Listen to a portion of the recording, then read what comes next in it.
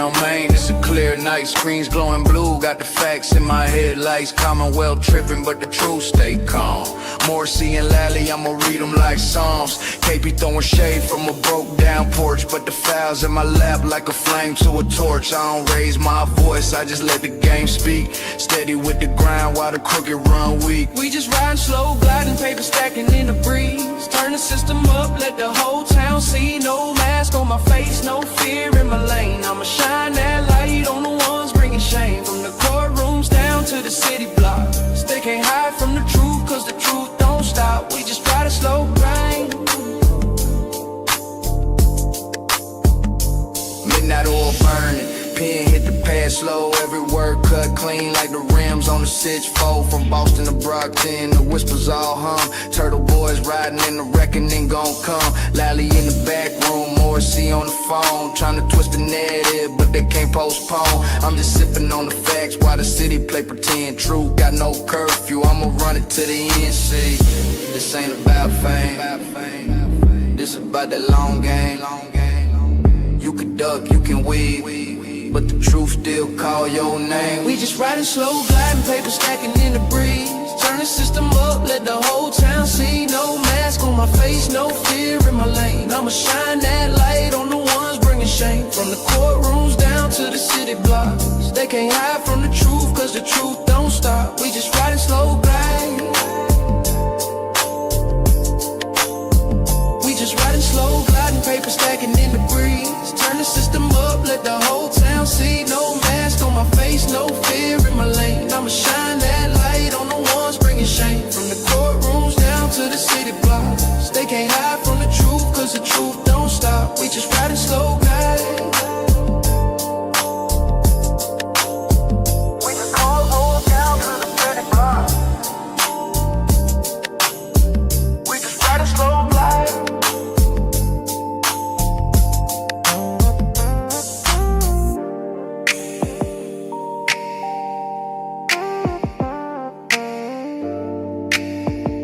My name's Aidan Kearney, known online as Turtleboy, and is a senior editor for TBDailyNews.com. They call me Dr. Turtleboy. It's my preferred pronoun. Daddy. What's up, Daddy? Journalism Jesus. A. Timothy Kearney. The one and only Turtleboy. Turtleboy. What's up, Slick? The doctor is here. This guy's a bad motherfucker. That's quite the intro. I've broken a lot of major stories. I've been doing it for about 11 years. I used to be a high school teacher. Turtleboy has changed a lot over the years. I was once a blogger, but now I'm much more accurately known as an award-winning journalist, a satirist, and an activist.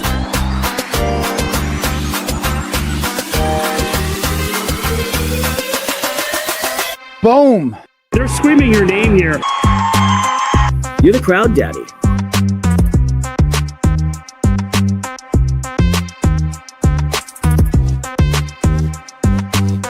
Crazy.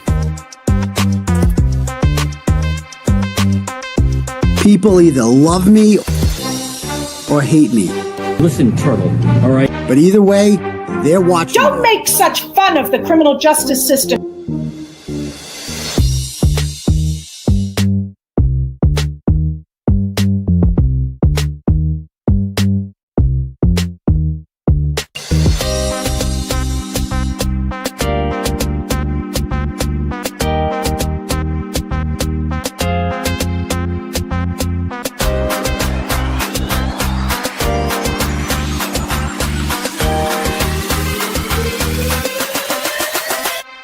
Stop it.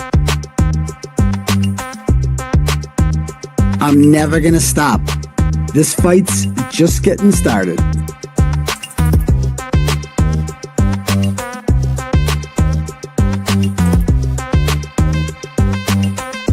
Now let's get this party started.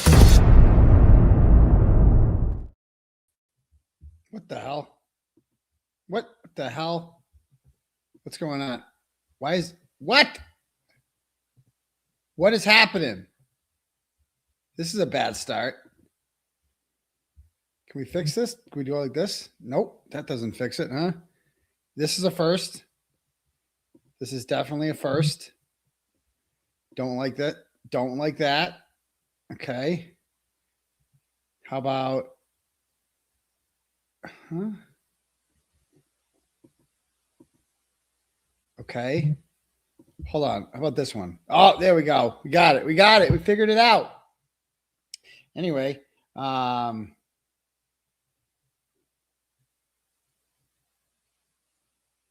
on. Anyway, what are we saying? Good morning, everybody. Good evening, whatever your name is, whatever time it is. Welcome to the live show, ladies and gentlemen.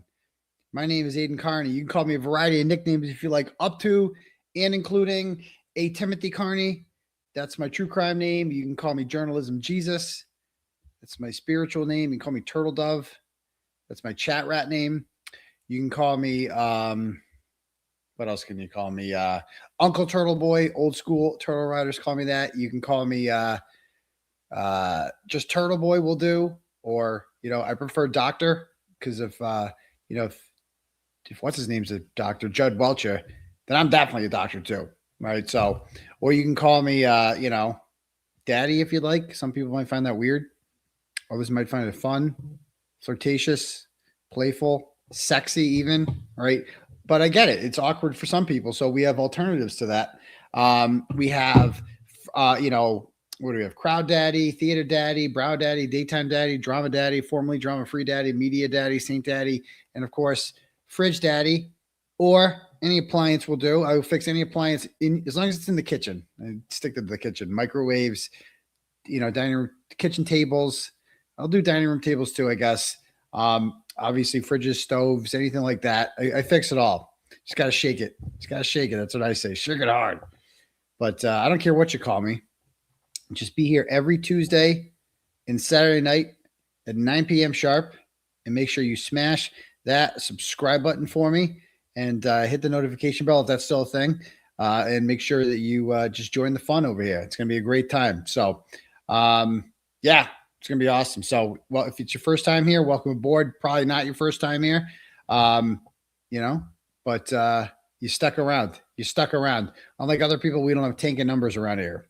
All we do, we're pretty consistent around here. We don't have like 12, 13,000 live every show like we did during the trial, but we still got a pretty good amount, I got to say. So right now we just got started. We got 2,400 people and counting. So that'll grow by the end. It doesn't matter how many we have. We're going to kill it. We're going to have a great time either way. So anyway, if you guys want to have your messages read out loud to the class, you can click at the link at the top for something called Turtle Chat. Right? When you do that, you could say whatever you want, pay whatever you want, and I will read your message out loud to the class. Okay, if you'd like to do that. You also, new people asking about the shirt. So I always wanted this on like a shirt. The 2 tweets about this is the tweet I put out April 17th, 2023. I'm currently working on perhaps, what does it say?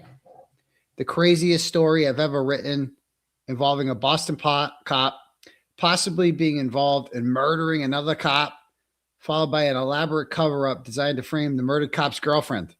Hope to have it out tonight. That's April 17th, 2023. And, of course, not guilty on everything. Karen Reed is free. Boom. Done. And you know what this shirt proves, too? Intent. It proves all sorts of things.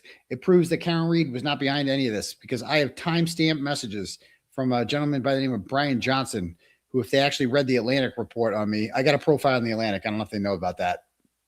How's your profile doing? And, it was pretty favorable too. It was pretty good, pretty well written. Chris Heath did a great job on the story. I gotta be honest with you. And, if you read that, you'd see that Brian is really the guy that first sent me the court filings on this. And about 5 hours before this tweet, he sends me them all. He's a Duxbury cop. He worked with John. He was pretty convinced that like something was afoot here. And, he tipped me off and I read all the filings and I was sold. Before I ever talked to Karen Reed. I didn't know what she was like. Didn't know her as a person. Felt bad for her, obviously, after I read everything that I read. That's it. And when I put this tweet out at 6:00 or whatever, what time does it say? It says right on it, right? 6:26 p.m. I put that tweet out. I got my inbox. I had Chris Albert, Jill Daniels, and a woman by the name of Meg Kennedy already in my inbox telling me, you don't want to write this. You don't want to do this. Like, you're wrong. You trust me. Like, they understood who I was. They were fans. And they didn't want to see me write this angle of the story that made them look like the guilty fucks that they are, right? They did not want me to do that. And so they actually tried to prevent me from writing this. They reached out to me before Karen Reed ever did. That's for fuck sure.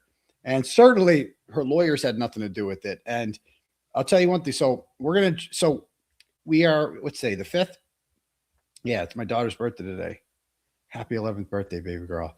And, we had a nice little time today. We had went to the 99. It's where she doesn't like fancy. She's not fancy Applebee's girl. She likes the 99. I went there, had a nice meal of food, and, she spoiled her and had a great day. And, beautiful day out too. Got to walk them home from school, all that stuff. Anyway, so what was I saying? How did I get started on a birthday rant? Oh yeah. So this fundraiser coming up. It's in 12 days. Okay. Mega fundraiser. And it's going to be an action-packed lineup. Very excited to have David Yannetti going to be joining us with Melanie Little. We're not doing a Brady Bunch style thing like DJ does. We're not doing that. We're doing I don't like that. Too many cooks. We're going to have, it's going to be structured. The end will be more of a free for all. The end will be more content creators, boots on the ground type people, but it's a marathon. It's a 12-hour stream, baby. And it's going to be great. And I want to raise at least 50 grand. That's the goal. I think we can beat that. I really do. And David has, we're going to show some messages on that stream that have never been seen before.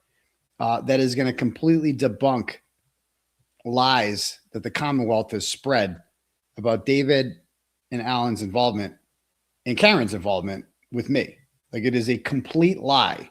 This lie that they're trying to say that these people recruited me to do this or, knew that their client was guilty. And it's just a complete lie that they wanted to intimidate witnesses or anything like that. Just all a lie, man. David Yannetti and Alan Jackson and Elizabeth Little firmly 1000% believe, like I believe, that Karen Reed is innocent. Okay. That they're not doing this for the money. They didn't get paid that much for the money. I mean, they each made I think they got paid 200. That's shit. That's shit for the amount of work they did, for 3 or 4 years of this shit and 2 trials, man. 2 trials. I mean, the billable hours on that were over $5 million, which obviously she's not expected to pay or anything like that. But those guys believed it. And I mean, I'm sure they would never admit that they know that they have guilty clients, but they know they have guilty clients. They know that. They know that some of the people that they represent are reprehensible. And, tangent here, I'm going to sit a bit of a bind myself. We might be having a situation here that I need to address where scumbags are trying to retain Tim Bradle, so I won't write about them. I think so I wrote about some guy not that long ago. And all of a sudden he emails me the other day and he's like, "Oh, I loved your work with Karen Reed and Turtleboy. And I hired Tim Bradle." I'm like, "What?" I swear to God, of all the lawyers, that's who you. So I really think some of these motherfuckers that are getting in trouble are trying to hire Tim Bradle, thinking I won't write about them. It's not going to work. Just to be very clear, maybe because I made that announcement during Kelsey about bias or whatever. Because I didn't want to blindly take Kelsey's side simply because it would have come across as biased. But you see some of these people and you're just like, "Oh, motherfucker, I see what you just that's not going to work. It's not going to work. It's not going to work. If you think that's your get out of Turtleboy free card, it's not going to happen." Especially, so I wrote this story a month or so ago and it's gotten worse. And I did a couple of records requests on this mofo and it's bad. It's really bad. And it got worse today because I got to write a story on this. I got to get back to the writing. It's bad. And it's not going to work. I don't protect predators. I don't care who your lawyer is. It means nothing to me. It's just not going to work. Of quite frankly, he's been my lawyer longer, so it's just not going to work, bro. You know? And it's like, I don't know how that will work. I mean, it's a weird situation to be in because it's like, well, if I'm going to be out here saying this motherfucker's guilty and, you know, Bradle would never tell me what to do ever, but it puts him in a position that it's like, you know what I mean? Like, it's like awkward, you know, but it's just like, hey, you know, we'll have to figure that one out, whatever. But I will not, I'm worried this is going to become a thing with people where they start thinking that they can get out of like the spotlight by hiring my attorneys. Not going to happen. Not going to happen. Anyway, it's not a direct conflict. No, it's not a direct conflict at all, but it's just like, I would be making his job a lot harder, wouldn't I? Like me, imagine that. I'd be making his job a lot harder. I'd make your job a lot easier, or a lot harder. So is what it is. Is what it is. All right. What else was I going to say? Oh yeah. So yeah, we're going to see some good stuff on this fundraiser. I can't wait, man. Melanie and David together is going to be dope. We got the brothers Radner. They're going to hit lead off. We're doing a 12-hour stream. Again, I'll have the lineup coming out soon. Show all you guys. It's going to be awesome. I cannot wait. And just really looking forward to it. And as you're going to see, we need the money because I have hired an attorney who I made an announcement about this on the Twit-Twat prior to getting this show started. I want to introduce you to him. His name is Jeffrey Pyle. He's from the law firm Prince Lobel. He is a partner there. And so Jeff, here's a quick bio on him that I whipped up here. All right. And so, all right. So Jeff's been practicing law for 25 years, but his commitment to the First Amendment goes all the way back to high school when he was a senior at South Hadley. Remember South Hadley's next to Amherst, it's out that way. All right. And something else happened at South Hadley. Was that the poor Irish girl that died? Or the bullying victim? I think that was South Hadley. I don't remember. But anyway, so he went to South Hadley. When he was a senior there, he wore a T-shirt to gym class that said, "Co-ed naked band, do it to the rhythm." You remember Co-ed naked? Remember those shirts? Oh, those are awesome. But those were controversial shirts because you're like, it's like a brand, Co-ed naked, but you're like Co-ed naked, but it's also free speech. And the school censored his T-shirt under a dress code banning demeaning and vulgar speech. So Jeff wore more T-shirts such as Co-ed naked civil liberties, do it to the amendments, and Co-ed naked censorship.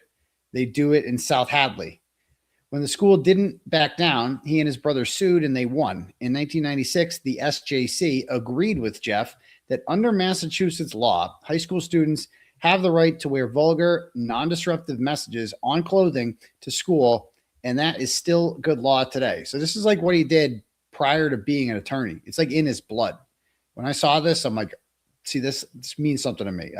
I spoke with many attorneys, okay? It took me a while to pick an attorney, right? But I found this endearing, that story. But that's just like, that's obviously before he's an attorney, right?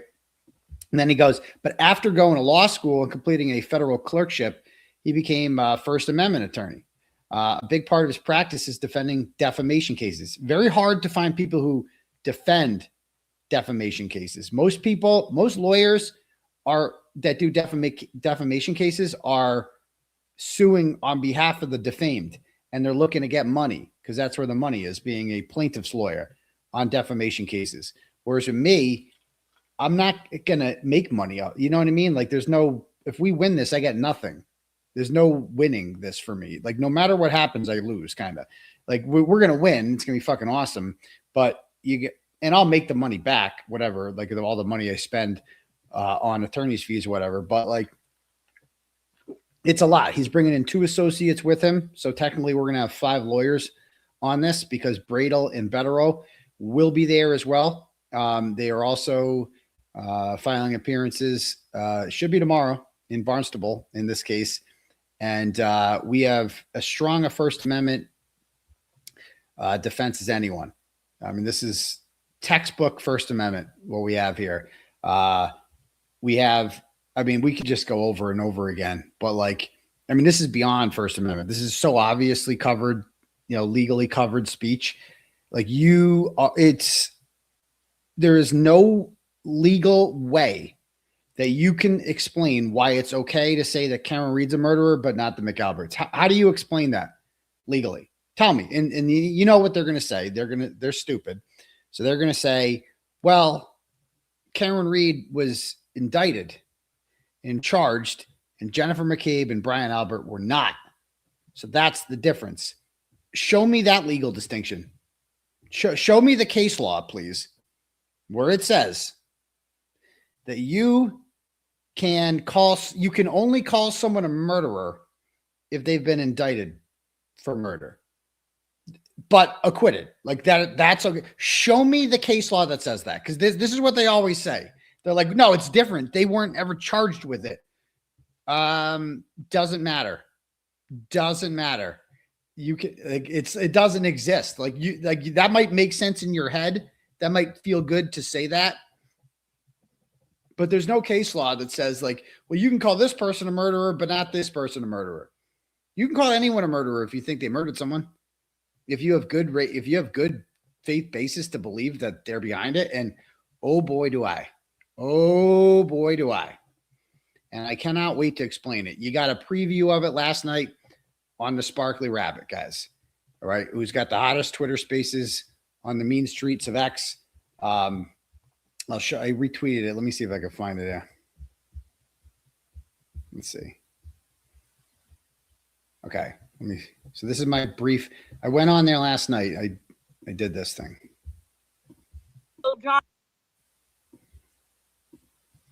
That's your opinion. You do. That's your opinion. My opinion is my opinion. How are We're you all going to entitled prove that the Alberts and McCabe's killed John and you're definitely? It's my opinion that they did. No, you have to. Yes. You have to. So this is Jules the medium. She was a Karen Reed supporter for a while there and a Turtle Boy supporter, hated crusty panties, and then she's just an insane person. Like she's got some wild tweets, this one, and just an ugly, weird, she's a gypsy from Gardner, has like a crystal ball, I think. And she just, attempted to debate me and it didn't go very well. And her big thing was like, listen to what she says. My opinion is my opinion. How are We're you all going to entitled. prove that the Alberts and McCabe's killed John and you're definitely? It's my opinion. How am I going to prove that the Alberts and McCabe's killed them? Well, I think I've already done that. I've done that on this YouTube show a million times, and I'm going to do it in court. You want to see how I'm going to do it? I'll give you a little preview. That they did. No, you have to. Yes. You have to back that opinion with facts in a civil trial. Oh, I got plenty of facts. Really? Girl. Let's Yeah. talk about it. What are the facts? Okay, here's some facts. There's no. Oh, you want to go down the list? What There are was the no facts? taillight on the lawn at 7:00. They inverted the fucking Sally Port garage video. was like The that three before. mystery men showed up from the CERT team, and all of a sudden taillight was found. That's Lucky bullshit. Locker drove by at 2:30, and there was no body on the Not lawn. true. A Ford Edge was there that they didn't look into. No evidence. 8 other people drove by the spot where John's body allegedly was. Irrelevant. It wasn't there. 2 doctors testified that John's injuries and the vehicle damage do not align with an automobile collision. And they Dr. also said Lapacetta that testified it was that he did not have absolutely hypothermia, which he would have had That's had he not been there in the evidence snow. that the Dr. Alberts Russell and McCabe testified John. that John's arm was covered in dog bites. That's false. Right? That his phone went up and down 3 False. flights of stairs. Karen's car does not have any flights of stairs in it. Jen McCabe Googled at 2:27 and 40 seconds. been Paused, debunked. walked, dying cold, and then deleted it. Debunked. And then she deleted Debunked. 20 of her Debunked. phone calls and a screenshot she sent to Debunked. Brian Albert. She didn't Brian delete Albert didn't anything. come out in the lawn. The dog wasn't in the house. The dog has been disappeared. The dog has been rehomed. my God. They sold the What's house. They going ripped on up the in floor. China? How much fucking time you got, bitch? That's How not much evidence you that put they me on killed that him. fucking stand, bitch? Not I one can't fucking thing wait you to tell the just world said. how innocent fucking Karen Reed is. Not bitch. one Never fucking thing, forget. Aidan. Putting me on the stand is going to be the biggest mistake you bitches ever made. I can't You wish. fucking wait You to shove fucking this wish. shit down your throat You and make you fucking fucking wish. swallow every Yeah. fucking drop Yeah. of Karen Reed's innocence. Right. Just understand that, Oh bitch, my because that day's God. coming. You're going to Aw. swallow it with a Aw. big fucking smile on Oh your yeah. face. Oh yeah. Boom. Boy, And then my all God, the you're gonna take things, the fest. with Everybody all the clap. things Fucking that you mic just drop. said, with all of the That's just a preview, girl. That's off the cuff. That's off the cuff. Put me on a stand. Put me on the goddamn stand. Let me say it. Let me tell a jury all the reasons in the world why Karen Reed is innocent and therefore all these scumbags are guilty. I mean, Karen Reed's lucky that I'm her co-defendant in this one because nobody advocates for Karen Reed better than I do. Nobody. You know who can't do that? What you just heard right there? Nick Rocco can't do that. Mike Crawford can't do that. Like none of the Brian LTL, none of them, they can't do that. None of them can do that. They don't have that talent. They don't know the case well enough, right? They're not eloquent enough, right? They don't know. Like I was Karen Reed's greatest defender, and that's just a fact. It is. And we could have our personal differences, whatever. Like she knows that deep inside. I mean, it's like, yeah, I feel bad for her now, kind of that. Like, it's like you got Nick Rocco. That's there you go. You got DJ. You got DJ. So, like I said, ball's in her court. Whatever she wants, I'm down for. But I'm good either way. Nick Rocco had some tweet I woke up to today. I talked about it on the bus stop. I'm going to talk about it again. Let's get a little petty before we get started. Where'd it go? I mean, there's gay tweets, and then there's this. This is the gayest, least self-aware thing I've ever seen in my life. Okay. So he's all mad because I brought up, he's all cranky. Okay. Now some people are like, why are you feuding with Nick Rocco? Bro, he started it. I'm a counterpuncher. I wasn't saying shit about Nick Rocco. I was saying nothing but nice things about Nick Rocco for a long time. Okay. Even though I didn't really feel this way, but I was just publicly being like, let's just all get along, being the bigger person. And then this motherfucker wants to go on JFK's show and throw in some comments in there about like, oh, what was he going to do with the tape? What was he going to do with the recording? Shut the fuck up. Let's be very clear about this. Okay. We all know who eventually sent that recording out. We all know that. All right. But they were not the original whistleblower, if you will. Okay. The first person, like Karen knew about it 2 days after the fact. Right. And it started August 29th. I told maybe 3 or 4 people, I don't remember how many, about the phone call. Okay. I called them, but I'm like, you're never going to guess what just fucking happened. This is fucking crazy. Here's what she said. Well, I'm venting. I'm venting as people are known to do. They vent to their friends, people like that. Okay. And people who kind of would understand and like, whatever, it's venting. It's not a big deal. And so I told a few people about this. One of the people I told is a woman who's been smeared out there a lot now. Her name is Megan Kirby. And I told her about it. And Megan is a Kara Reed supporter. It has been standouts, used to go to court and stuff like that. Lives way out in the ass crack of nowhere in Western Mass. And I told her about it. And she's friends with Jenna Rocco. And, what I believe has happened is that she told Jenna Rocco about what I told her about my call with Karen Reed. Jenna Rocco tells Nick. And what does Nick do? We think Nick does. He runs to Karen and tells the teacher because that's the kind of little bitch he is. So Nick, 50, we all know who eventually sent it to her, but the person who really just started this whole thing and went to Karen and told her about like, oh, Aidan's talking about you. He's about your phone call and blah, blah, blah, blah. That was him. He did that. Okay. So he's the one. And what is the point of doing that? If you're him, what is the point of doing that except to just be like, oh, we're going to kiss ass. It ain't Megan Kirby's fault. Okay. Megan Kirby's just, you know what I mean? It's like, I don't blame her at all for that. Right. And she was I never told her, you can't tell anyone about this. I didn't say anything like that. I'm just fucking venting to a person. Right. And it's the person that went and told Karen. And like, what was the purpose of that except to cause discord, except to be like, I want to be the number one. I want to be close. And because that's something he values. That doesn't mean shit to me. Being Karen Reed's number one, that means fucking dick to me. That has never meant anything to me. Right. Karen Reed was more than happy to talk to me all the time because I'm good at like communicating and writing and I'm smart, unlike Nick. Nick's just retarded. I mean, Nick was good for, spinning the wheel. Like that's what he did and keeping the money going. That's what he was good at, right? Off of the audience that I built. And so, and by the way, if anybody is like bored, some people are messaging me. Like I'll read this one message I got from somebody who needs to fuck off. They said to me today, they were like, let's see. They go, your online dick sword fighting with Nick is gay as fuck. You bragged about Karen talking to you again. I did. If Haircuts hates you, why do you have to respond to every little fucking thing? You're mad annoying right now, you and him. Well, how about go fuck yourself? How about that? You know what I mean? It's like, what? How about that? How about mind your own business? How about don't listen to me? How about don't follow me if you don't like the things that I'm saying? Because that's what I do here. That's what I do here. He wants to run his little cock. I'm not done. I don't fucking take I don't take shit from little fucking fucks like him. All right. And so anyway, so where'd I go? Did I lose it? There we go. So yeah, let's go back to this. So he goes, someone sent me a clip of him. Someone sent me a clip. That means he watched him.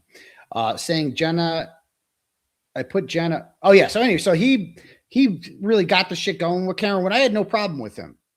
Right. Why would he do that? And then I see him like, when the recording shit came out and he's like in the comments being like, this is so wrong what he's doing. That's messed up. Like, what is he doing? Like, what the fuck are you trying to do, bro? Like, what do you know, that's messed up. You know, she shouldn't want to talk to him. Shut the fuck up, bro. Like, how retarded are you? Will you speak for her? Are you a fucking lawyer? Who the fuck are you?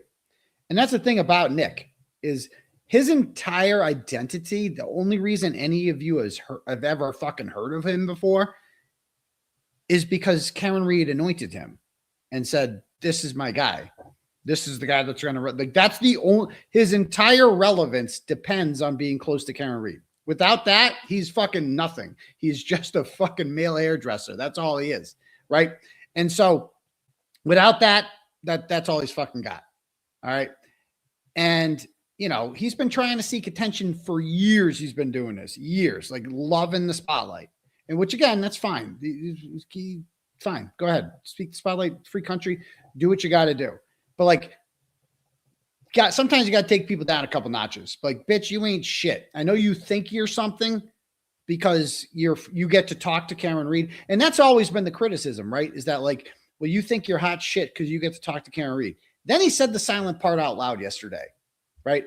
So he said, someone sent me a clip of him saying I put Jenna up to making the comment she did to Mike, and that she and I need to apologize to Karen. So they did defend Mike Crawford's right to turn on Karen Reed, which I thought was weird because I would never do anything like that. This guy needs help if he thinks anyone other than himself owes Karen an apology. So here he is being like, he owes Karen an apology. Bitch, that's between me and her, the grown-ups. You ain't one of them. You ain't one of the grown-ups, right? Karen Reed, I don't know what the fuck she thinks of me. I don't really care, right? But I'll tell you one thing. She's got fucking 10 times more respect for me than she's ever had for you, bro. Ever. If you think Karen Reed actually respects you as a person, bro, you're out of your fucking mind. You're out of your fucking, what's the respect? You're a good dog. You don't question shit. You report in, you're a good snitch. That's what you are. That's what they like about you. You're a good dog with no personality, no fucking brains. That's fucking it. Like that's all you are. And I'm so glad the person in my inbox gets offended by this. I hope you fucking hate it. And I hope you can get in the fucking hole. That's what you can do. Fuck off messaging me, telling me what not to say on Twitter. You got the wrong fucking opinion of me. You got the wrong, like, if you think I'm the guy that you can just message and be like, I don't want you to talk about this anymore. And they're like, that's a good point. How about fuck off and die in a hole instead? How about that? How about that? So I go, you guys said it was okay to doubt our innocence. Disgusting. Apologize, traitor. And then he comes back with, hang this one in the Louvre. This is the greatest tweet I've ever seen, ever. He just go, I cannot believe a grown man actually wrote these words and thought this is a good idea. This does not make me sound like a fucking loser. He goes, yet she still talks to me. I bet you wish you could say the same. And there he says the silent part out loud. He thinks he's fucking cool because he gets to talk to Karen Reed like she's a fucking celebrity or some shit. Bro, she's an acquitted murder defendant, an innocent victim of police corruption. And you're out here being like, she talks to me. Do you understand how fucking gay you sound, dude? Fucking gay. Let's call him. We're going to call him right now. I'm going to call him. We're going to beef this out right now. Let's call him.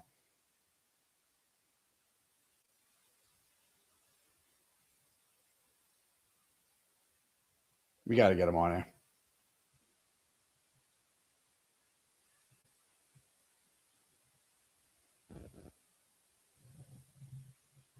Let's just settle this, Nick. Let's have a debate. Come on.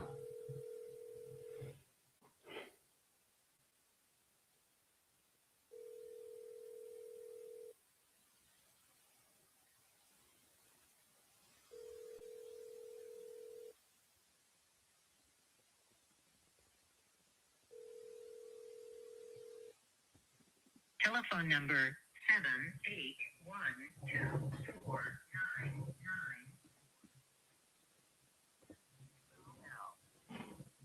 At the tone, please record your message. When you've finished recording, simply hang up or press pound for further options. Yo, Nikki Haircuts. It's your boy, Uncle Turtleboy here. How you doing, man? We're trying to get you on the show to talk about, we've been having this feud on Twitter. Let's just have a debate, man. Come on my show and let's talk about it. Let's air this shit out, because I just want to talk about this tweet in particular where you go, yet she still talks to me. I bet you wish you could say the same. What my first question is, do you have any idea how gay that sounds? Like, any idea? Because it seems like you don't. Like, you're kind of oblivious. Like, you really don't understand how gay that sounds. Like, you're a grown man out here begging about the fact that you can text someone, right? Like I get to text Karen Reed and you don't. None, poo poo, bitch. Right? Do you understand how gay that makes you look, dude? Like, how pathetic, like what a loser you look like when you're doing that. I'm just wondering, because you're out here and you're acting like this is like some, because you understand that's like the criticism of you, right? Is that like you claim to be, that your claim to fame is like, I'm like Karen Reed. I get to do the Reed files and I have this shit in my house and I speak when they tell me to speak and this and that and blah, blah, blah, blah, blah. And I'm her biggest defendant, right? And here you are out here and you're literally bragging about the fact that you can text someone. I could text her too if I wanted to. What the fuck are you talking about? And and by the way, the difference between you and I, actually, I'm just going to talk about this in my show now, but you should really come on, man. Let's just air this shit out. Come on. You'll do it on Twitter. Come on my show. I'd say that you should go on your show, the Reed Files, but I don't know if that's ever going to start. I mean, there was a big promotion. You said it was going to start in a couple weeks. That was November. It's fucking May, bro. What's going on? It's getting hot. It's getting hot. It's summertime almost. So give me a call back when you get this, man. We'll talk soon. Bye. I don't know if he's going to call back. Okay. So I don't know if that's really him, but we'll see if he calls back. So yeah, I mean, when he writes this, it's like the big difference here when he says, I bet you wish you could say the same. Why would I wish that? Why would I wish that? If Karen Reed wants to, I got no beef with Karen Reed. Of course not. And we're rowing in the same direction. We're working towards the same cause. I know what I've done. That's it. It's like, there's nothing more to talk about. These motherfuckers, these Johnny come latelys out there, like, I get to talk to Karen. It's fucking weird. It's just so weird how these people view Access or like a selfie with Karen. It's just weird. The worship. I swear to God, they're not like Justice fans. They're just groupies. They're Karen Reed groupies. It's just bizarre. And I was never like that. So anyway, I just, when I see this, it's like the difference between me and you, Nick, is that Karen Reed doesn't define me, right? I'm fine with or without Karen Reed. Like, I still get thousands of people to watch my show. I'm killing it. We're doing awesome. It's not a competition between her and I. Like, it is what it is. Like, it's fine. Okay. But you need her. I don't need her. You actually need her, or else what are you? A male hairdresser. That's it. So that's all you are. So anyway, that's my Nick Rocco rant. Okay. Yeah. People think my bail revoked. Oh, they're going to revoke my bail for a voicemail. It's not like that. I know Jen Altman's out here saying, oh, I'm going to get him arrested. For what, bitch? She's like, oh, he called my job. And what? Of course I called her job. You know why I called her job? Because the First Amendment gives me the right to do that. Because she is promoting an account that has my daughter's name in it. Like, my daughter, they made a fucking Twitter account that I'm not even going to bring up, that it's my daughter's first name. That's it. And Jen Altman has been responding to that account and making jokes with it and giving it more attention and just blah, blah, blah. To me, it's like, I don't know if she runs that account. Doesn't matter to me. The fact that she's interacting with it and doing playing fuck games with it and giving it more attention and retweeting it and all that shit. That's all I needed to see. That's all I needed to see. But I also saw the tweet about the Sparkly Rabbit saying that she should stick a frying pan up her ass for supporting me.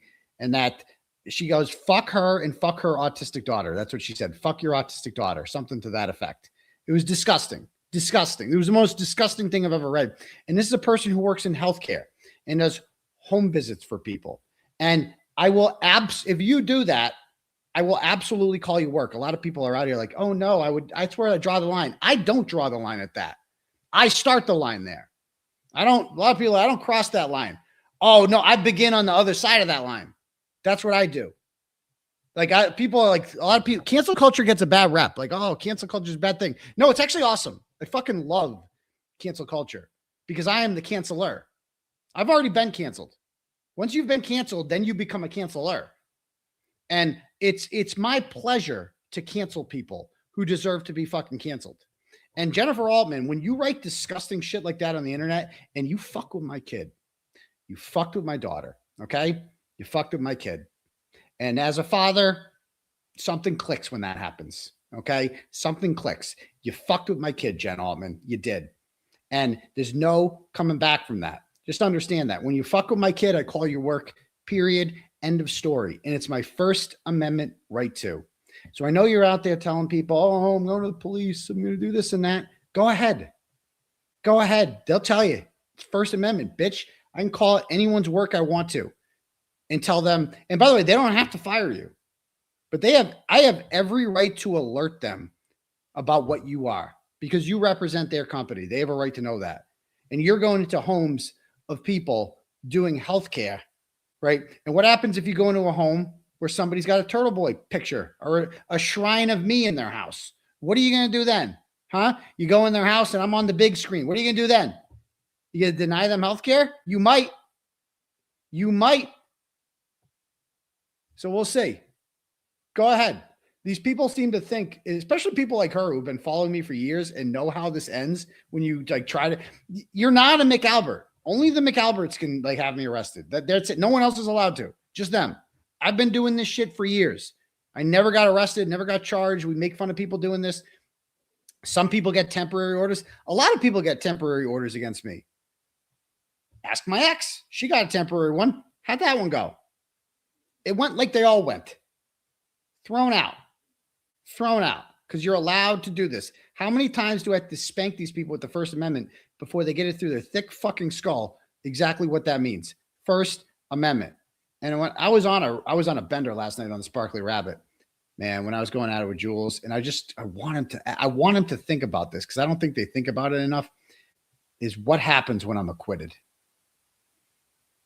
And you know what, though? It's like, I don't think they really care. I don't think it bothers them nearly as much as they pretend it does. Like, they aren't nearly as upset about Karen Reed being acquitted as they should be. They should be way more upset. Because if Karen Reed had been convicted, I would have been so depressed and like sad. I wouldn't have been able to. You wouldn't have seen me on social media for months. Like, I would have just gone into hiding if she was like, I would have been like on the appeal train and getting that shit going. I couldn't show my face for a bit. That would have been humiliating, horrible, depressing, all that shit. But not these people. They took that L, that massive L on June 18th, 2025, and they were back the next day. Like nothing happened. Like nothing happened. They just keep going on. Oh, she's a murderer. Oh, let's go after the jurors. It's the jury's fault, not Hank Brennan's fault, and blah, blah, blah, blah. So like when I get acquitted, it's going to be awesome, but it's going to be bittersweet because they're incapable of like doing what I would do in that situation and just hiding and like bowing my head in shame. That's what I really want, is to shame them and to embarrass them and to make it hurt. I want it to hurt, right? And nothing's going to hurt more to them than my acquittal, because I'm going to be acquitted. And not only that, I'm going to defeat them in the civil suit too. And the wins are just going to keep coming. They're just going to keep coming. I don't think they understand that. Like, what victories have they fucking had with me? They got me arrested and charged, which got me more attention for sure, right? The 60 days in jail, I'll give them that. But that wasn't really, you know, they used Lindsay Gattani for that. Like, that wasn't even, they couldn't even do that on their own. They got lucky. They got lucky on that one, right? They found a woman who was, you know, we don't need to relive all that, but like they found somebody that they knew was pissed at me, right? And they used her, and that's it. So, you know, good luck. That ain't gonna happen again. That was a one-time thing. You ain't gonna get that again. Anyway, let's read some turtle chat, shall we? Oh wait, I didn't keep reading about my lawyer, Jeff Lee. Oh, hold on, where'd he go? So let's see. Jeff also, if I'm reading this, let's see. So he also uses the government for public records and files motions to unseal court records. A few highlights. Jeff defended the blog Tech Dirt when it was sued by Shiva Ayadori for making fun of his claim that he invented email.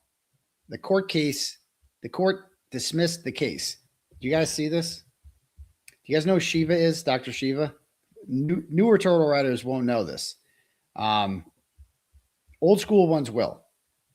Let me see if I can find, actually, can I search YouTube Studio? I bet you can search for content here. I got to find the Dr. Shiva content. Can I search it? All right.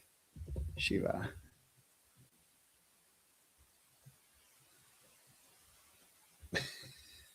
The interview from hell. Okay.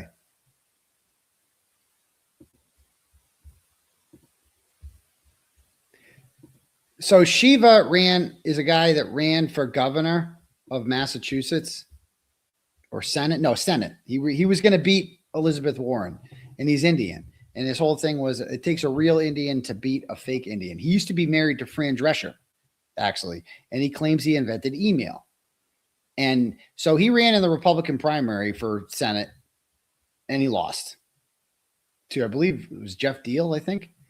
And he got like less than 40% of the vote. It was Kevin O'Connor. No, Kevin O'Connor. That's who it was. And whoever it was got killed by Ed Markey, I think. And so he came on my show that night and he like alleged voter fraud. You got to see this. And this is when Shiva turned on me and he didn't like me anymore. Hold on. This used to be my intro. You can run your own investigation. I'll give you leads. They were shredding Fisher's ballots. I'm not going to vote for Trump, which the only other option was Hillary Clinton. I'm not going to vote in any off-year election. There are two things that need to be done to get on the ballot, right? In an off-year election, when it's not a presidential race, for example, like 2018 was, in order to get into the Republican convention with 30% of the, afraid they settled this out of court. Hey, Michelle. Okay, so let's talk about this election because that's what we're here to discuss. You said, why do you think that Kevin O'Connor cheated, and how did they cheat? Okay, we're having some issues. Can you guys hear me? Okay. Hopefully, I don't know what's happening with his internet. Oh yeah, technical. 53,000 people just did not. Let me bring this up. Hold on one sec. So that really wasn't close at all. He has so far provided no evidence of that, and this was his kind of closing remark. Fraud, and God save us, we have the Second Amendment. That's pretty much what I have to say, unless everyone wants to add anything. So fuck Kevin O'Connor, fuck Charlie Baker, screw all these guys because they're all frauds. They've never worked a day in their life, and screw them. Okay. Scumbags. Okay. What's that? So this is going to be a theme with Dr. Shiva. Is everybody is a scumbag? Pretty much everybody's a crook. And I'll tell you one thing: no matter what happened in this election, if he lost, there was a 0.0% chance that he was going to accept the outcome of a loss, like a 0.000% chance. And I'll show you what he can present his case when he comes. Photoshopped a picture with Trump. Anything because he had all been to Fisher. Voter turnout in 2020 was supposed to be 25% more than. The history is extremely important to understand the context. So in 2018, I was registered as a Republican, going to run as a Republican. And when I heard about, because you have to get 2 features that you needed to get on the ballot. And when I heard what happened to Fisher, and you can go look at the Mark Fisher story, it's very well documented. Fisher sued Baker for $250K. So I decided I was forced essentially to run as an independent. Furthermore, overnight they're Trumpers. sure we weren't. Wait a minute. This wait, who studies mathematics. You're not talking to a reductionist model on multiple videos where they kept us off the debate stage. And I remember all that. But let's talk about what evidence do you have that there was voter fraud? Wait a minute. Where's the voter fraud? You need to understand the context, because if you're going to go to a reductionist model, I'm not going to do this call. Okay. Because we need to take. Wait a minute. You're talking to a guy who's a scientist who studies this stuff. Yes. Who studies statistics, who studies mathematics. You're not talking to a Jeff Deal. So we need to understand the context of the system here. So you have a highly corrupt Massachusetts GOP party who did not want a true American like me. So we were forced to run as independents, and we ran as independents. Deal and the Warren campaign kept us off the debate stage. That's the scumbags you're dealing with. So let's talk about a level of standards. Scumbags. Yes. Now I decide to run as a Republican this time. All right. And we ran a campaign bottoms up. And what was that campaign based on? $17. A bottoms up campaign. This fucking guy, your cocksucker, wasn't even anywhere to He calls his opponent.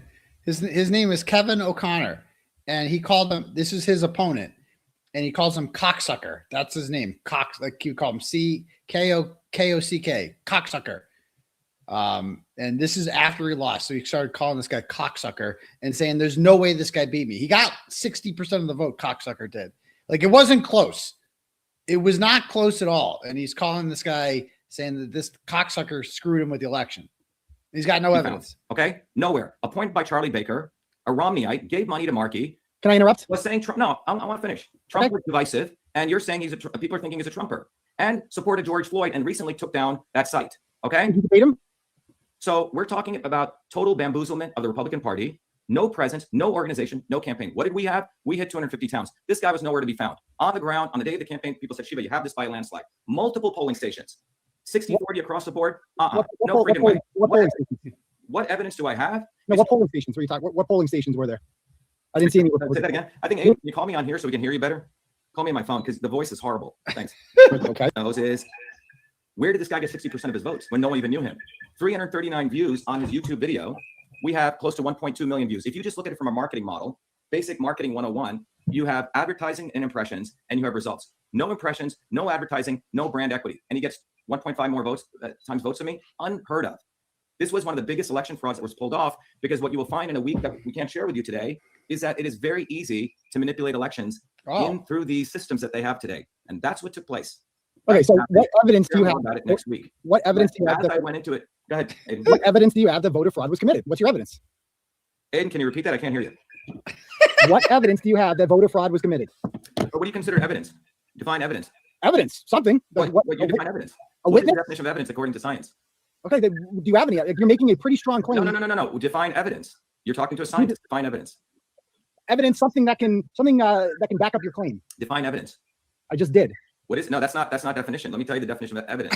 It's unambiguous predictions. Okay, that's what evidence is to the scientist. What? When you have a very clear This guy was such a trip of the fact, and we're getting all the data to put together. We'll come back on your show and share it. When you have the fact that there's a direct relationship with the fact, no visibility. Why do they do visibility analysis in every polls? Why do they do that, Aidan? Why was there not one freaking poll done? 18. Both times, about 260,000 setting you up. This isn't how we call it. And you're going to let me talk because you already seem to have and you seem to want me to defend myself. So I'm not here to do this with you. So I'm not going to do this with you because you seem to be setting me up when I can't share the evidence. And I told you our lawyers can't share the evidence. No. If you want me to give you my rational argument, I'm going to do that because I'm not going to be set up. I'm not that stupid. I'm not setting you up. This isn't how we call it. And you're going to let me talk because you already seem to have a assumptive close on what you think is happening. We're having a conversation. And I've worked. I share my opinion. Why don't you just talk and share why you think what I'm saying is not even have any rational sense, because that's the way that you're pursuing this discussion. But if you want to have a scientific discussion with a scientist, then we were going to do. If you want to vote for O'Connor, wait. Why do you want to talk to me? They didn't give me a chance to debate in 2018, Turtleboy. Listen, Aidan, you go ask why they didn't put me on the debate stage. I'm not going to debate a guy who's not even worthy of my debate. Anyway, it's over. You don't want to have a real discussion. You're afraid to have a real discussion. We are having a real discussion. You want to run away. You support Baker. You're supporting Baker. You're a Baker boy. You're a Baker boy. You're a Baker boy. I'm a Baker boy. You're supporting a party which didn't want to have a debate in 2018. 3 debates that kept me. I'm supporting the party of Donald J. Trump. No, you're not. This guy. This is a guy. If you guys just get it, this guy ran for Senate. So my lawyer defended. Shiva sued this blog for defamation that wrote about him, and my lawyer successfully defended the blog. That's why I'm talking about this. So I used to like Shiva, and then he came on my show in this internet the night he lost the election, and it fucking blew up. It didn't go very well. You're Oh, just yes, I am. guy. You're following the argument of people who I'm not going to give my. You're running away. We're having a conversation and you're to a running guy. away. No, Why are you running away? no, because you are doing okay. Why don't you just keep talking to yourself? Go ahead. I mean, well, we're supposed to be having a conversation. No, we're not. We're supposed to talk about voter fraud, and you're talking about an argument put forward by the. I was bringing up relevant points. Debate stage 3 times. Otherwise, you have no authority to ask me. Period. There's no discussion on that. And if you want to talk about that, go call the Boston Globe. Go call WBC. Why they kept the bona fide candidate for your viewers, so you can get the views. No, I'm not here to I've provide you. 10 times, right? When they can put me on the debate stage, in the 3 campaigns are with me off the debate stage. Yes. Left. That's what he is. He's your opponent, though. You can call him whatever you want. He's your opponent. He's not your opponent. He's not my opponent. Then what is he? He's just a cocksucker. He got on there. He's a cocksucker. He got on there. He's not. Because Charlie He's like, Baker appointed him. that You're guy's supposed not enemy. my opponent. Yeah, The guy but that he won. was He's not my opponent. No, he was on. You're fighting against Markey and Kennedy. He's not my opponent. He has was no your views, opponent. I assure no you name visibility. He would not have been allowed on the debate stage. How do they decide who gets on that debate stage? What are the criteria that they use? Debate stage this year, yes or no? What are the rules? I don't know. You tell me, Shiva. Okay, well, you should get. Okay. I can't hear you. No. Hello. Call me again. The 2 criteria that are used that they said that I didn't qualify when I did, and we had to take it to federal court. We spent nearly $30,000 to get on a guy who has no visibility and favorability when they oppose not one rule for them and another rule for me. What do you mean? This is just a technical, and we're not going to give him access to my viewership. That's what he wants. On a debate with him. That's the bottom line. You So did this looks like it's a setup, Aidan, what you're doing. So I think that's what you did because you needed me to get some viewership. Because what I'm hearing is all the comments are negative because people know I'm very passionate, and that's what this looks like.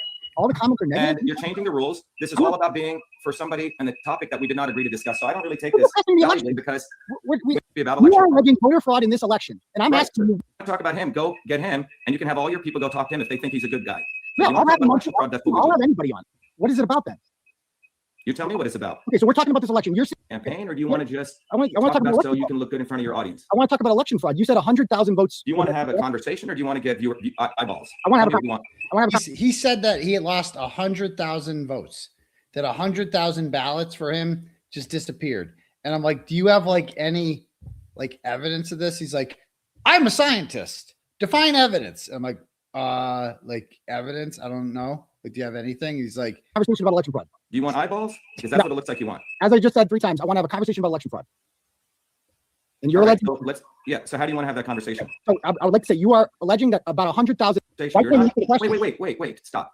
This is a conversation. You're not interrogating me. I'm not going to do that with you. I'm interrogating and asking questions. No, you're asking, where is 100,000? Yeah, you're alleging No, that it it isn't. is. No, we're having a conversation. It sounds like you're trying to make me. You're not letting me ask questions. No. It's a 2-way conversation. Shut the fuck up and listen. Okay. I see a lot of people shitting on me in the comments. I welcome people shitting on me in the comments. I don't Michelle, know. is anyone shitting on him?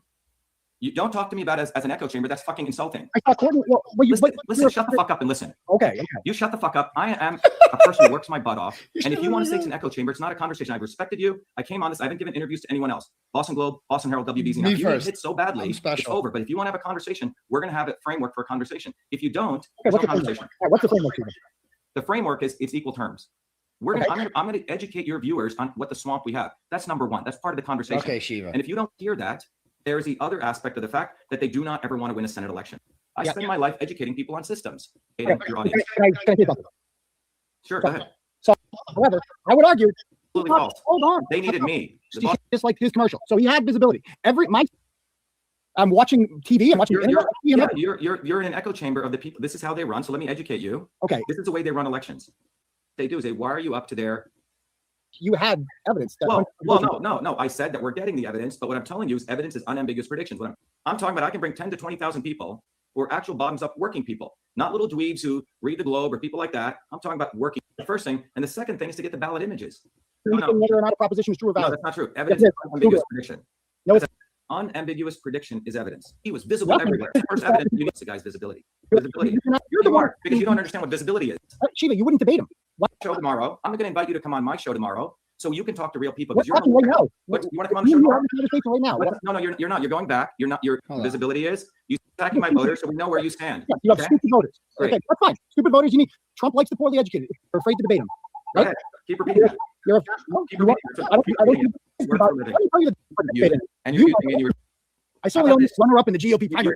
Whatever. You're going to see about weekday and Baker and your followers are very. So Anyway, this just I can't even remember this, but anyway, that's a rabbit hole. So my lawyer got represented somebody who was sued by that man, and we won. All right, and what else do we have here? Jeff has also defended Data Colada, let's see, which is a when they were sued for defamation for writing about potential data fraud by Harvard Business School professor Francisco Gino. The court dismissed the case. In 2019, he filed a motion to unseal the Commonwealth's lawsuit against Purdue Pharma on behalf of the New York Times, the Boston Globe, and other media entities. And he successfully sued the city of Worcester for public records about police misconduct investigations on behalf of the Worcester Telegram and Gazette, resulting in the first ever punitive damages awarded against the city under the state public records law. So Jeff is a great attorney. When you just vibe with somebody, you just have a meeting with them and you're like, that's the guy right there. That when you hear him, he's so smart, he's so sharp, he's so passionate about the First Amendment. He was like a breath of fresh air. Like it was a no-brainer, when I went with this guy. He's represented major newspapers, people who have been sued for defamation. Big fan. You're going to like him a lot. It's a very good law firm in Boston. This is they have resources. This is going to be a huge, huge case. And we need, all hands on deck for this. So he's going to be representing me. We're also going to have, and I told him that you're going to have two of the best paralegals in the business. And, or data, I guess data analysis would be one. Miss Olivia Lamb and Miss Courtney Healy are both going to be working with us on this case. And they really do the lawyers are busy. The lawyers have other cases. Murder. Tim's doing a murder case in Pittsfield right now. He's got a million things going on. It's Olivia and Courtney who are like the diggers, that they go out and they get all the shit. They get all the good stuff and they help put it together. And that's the stuff the lawyers don't have time for.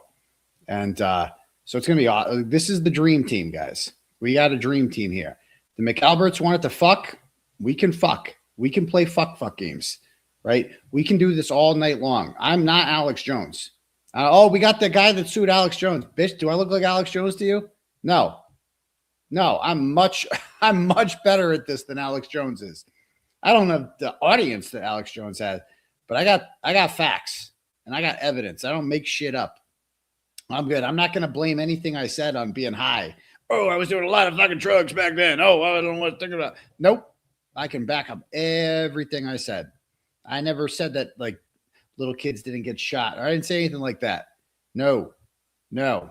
Let's go. We're not scared of you fucks. Let's go. So, if Christopher Matai and them want to dance, we can dance. I got no problem embarrassing him, right? In court.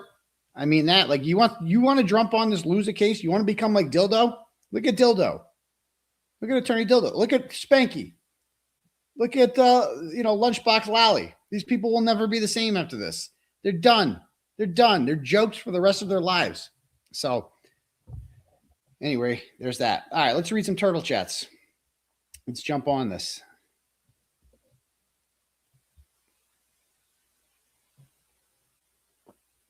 Okay. Today is the 5th. We have here, all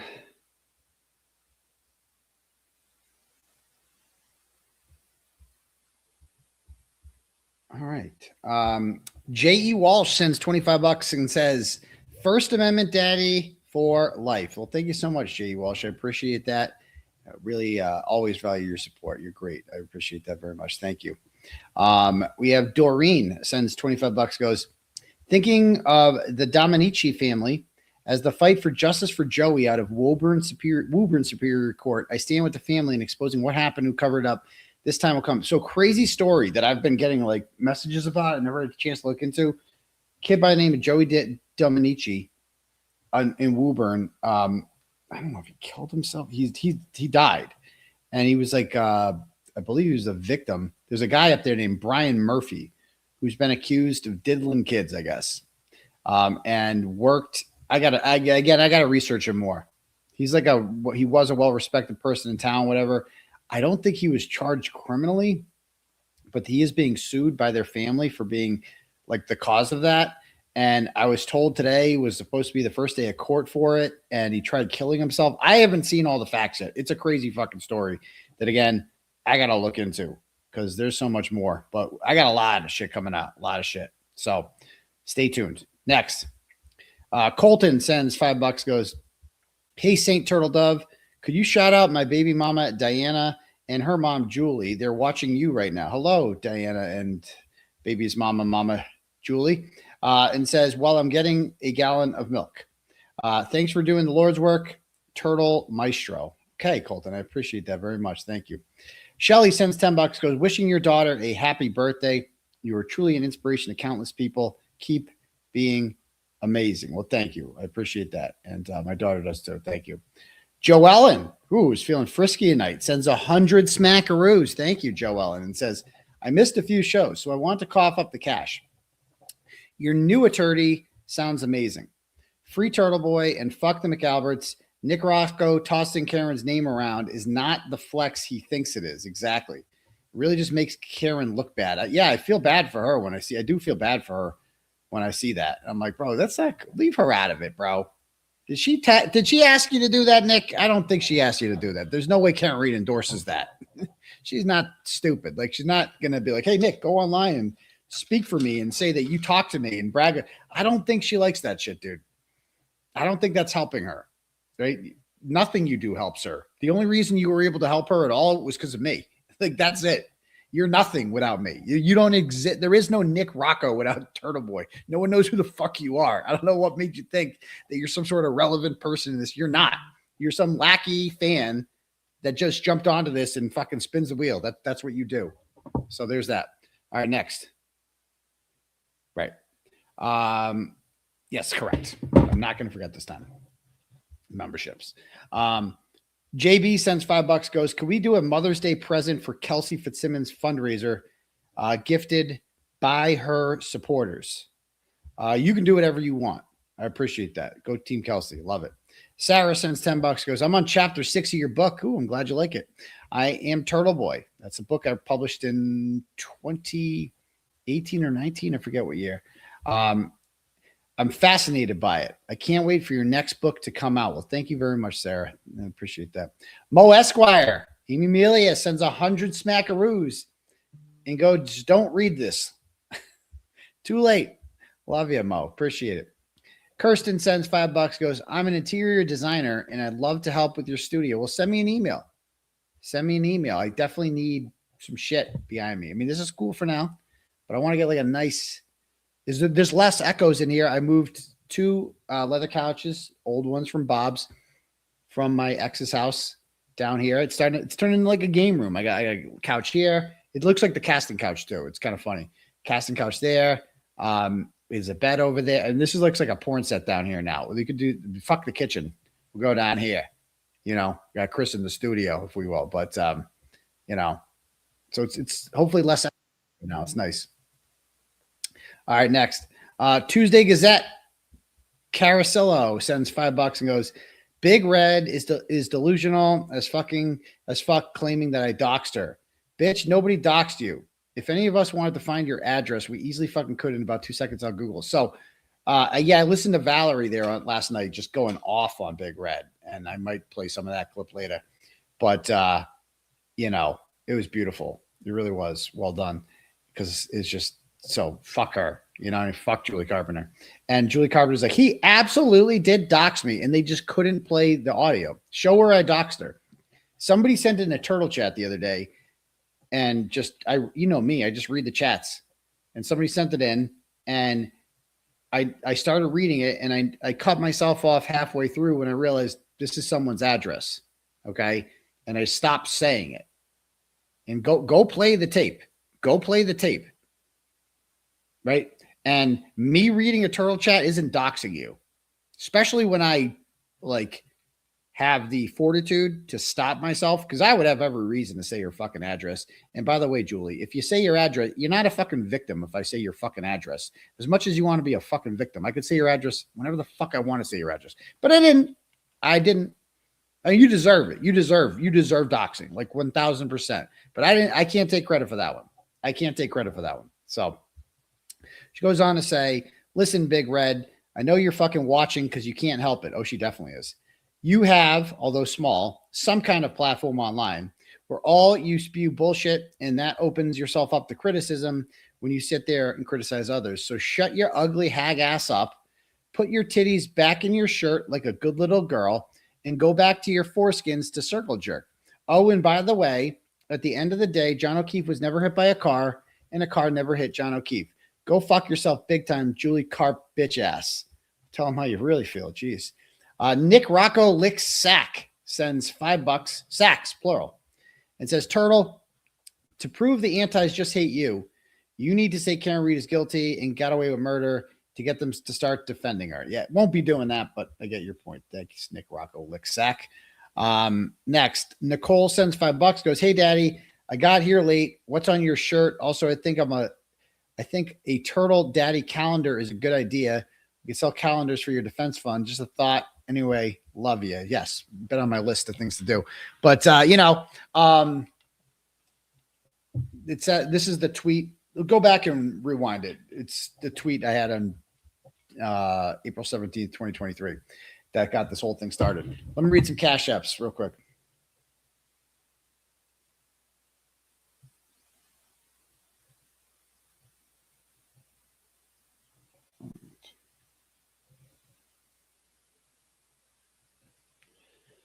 All right, Paula sends $20. He goes, I'm so proud of you. I hope you enjoy your sheets.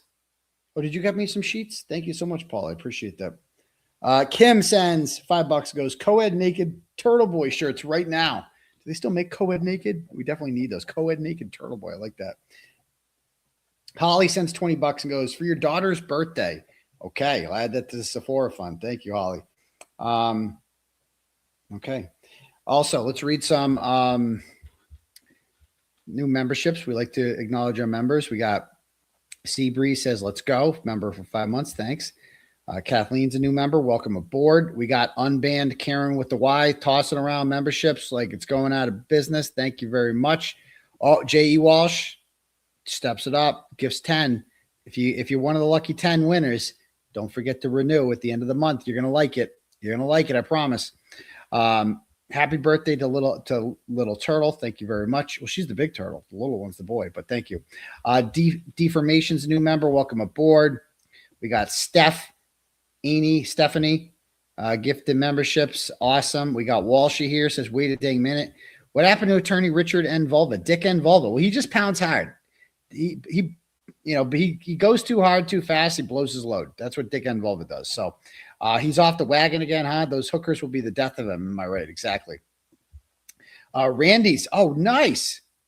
Randall's here. It says, Deborah's stupid. Okay. Nice to see you, Randall. Pick up Nikki. Yeah, he didn't answer there. MC Kazi G. It's a shame. Amber Terry's a new member, and so is Julio. Excellent. Welcome to our new members. If anyone else wants to have their messages read, you click the link at the top for Turtle Chat, or you can cash at me at $1. Uncle Turtle Boy, become a member, do it all. You're going to love it here. I promise. Okay, so let's talk about Steph Diggs, shall we? Did you guys watch this trial? This is oh my God. This is the most entertaining shit. I don't know what we did to deserve this. So first of all, let me say this. I've been in Dedham District Court many times before. I was sentenced to jail in Dedham District Court. That's not Superior Court across the street. So I have some bad juju in that courtroom, but also some good juju because they tried to revoke my bail inside that courtroom again on March 14th, 2024, got denied. Then at the restraining order renewal hearing with Lindsay, who I'm cool with now, believe it or not. But I won. I did win that. And that took place inside the very courtroom where this trial was held. I'm like, oh, that's the courtroom. That's where he got cross-examined by Lindsay. I remember that. Good stuff. And Grant almost got sent to jail in that courtroom. Remember that? That was crazy. Anyway, so I was there for that. And then I had a trial in that courtroom in June of 2025 that I was acquitted on. And it was awesome. So I just want to say that this is embarrassing that the Norfolk County DA's office is bringing cases like this and putting them you brought Steph Diggs to trial. You brought a fucking patriot to trial. Are you out of your mind after the we've had a tough time with the Karen Reed PR and Sandra Birchmore, and people think we're incompetent and corrupt and that we bring stupid cases that can't possibly win to court, and we prosecute them anyway. You know what we should do? Let's get a New England Patriot in here and bring the worst possible victim / witness ever on here. And then let's bring an ADA in here who looks like a homeless man, who just rolled out of bed, just does not give a fuck about his appearance at all. And we'll just have him go out there and he won't even fucking try. That guy did not even try. And I blame, obviously, the DA's office and everything, but I also blame the Dedham Police Department. What is wrong with the Dedham Police Department? Seriously.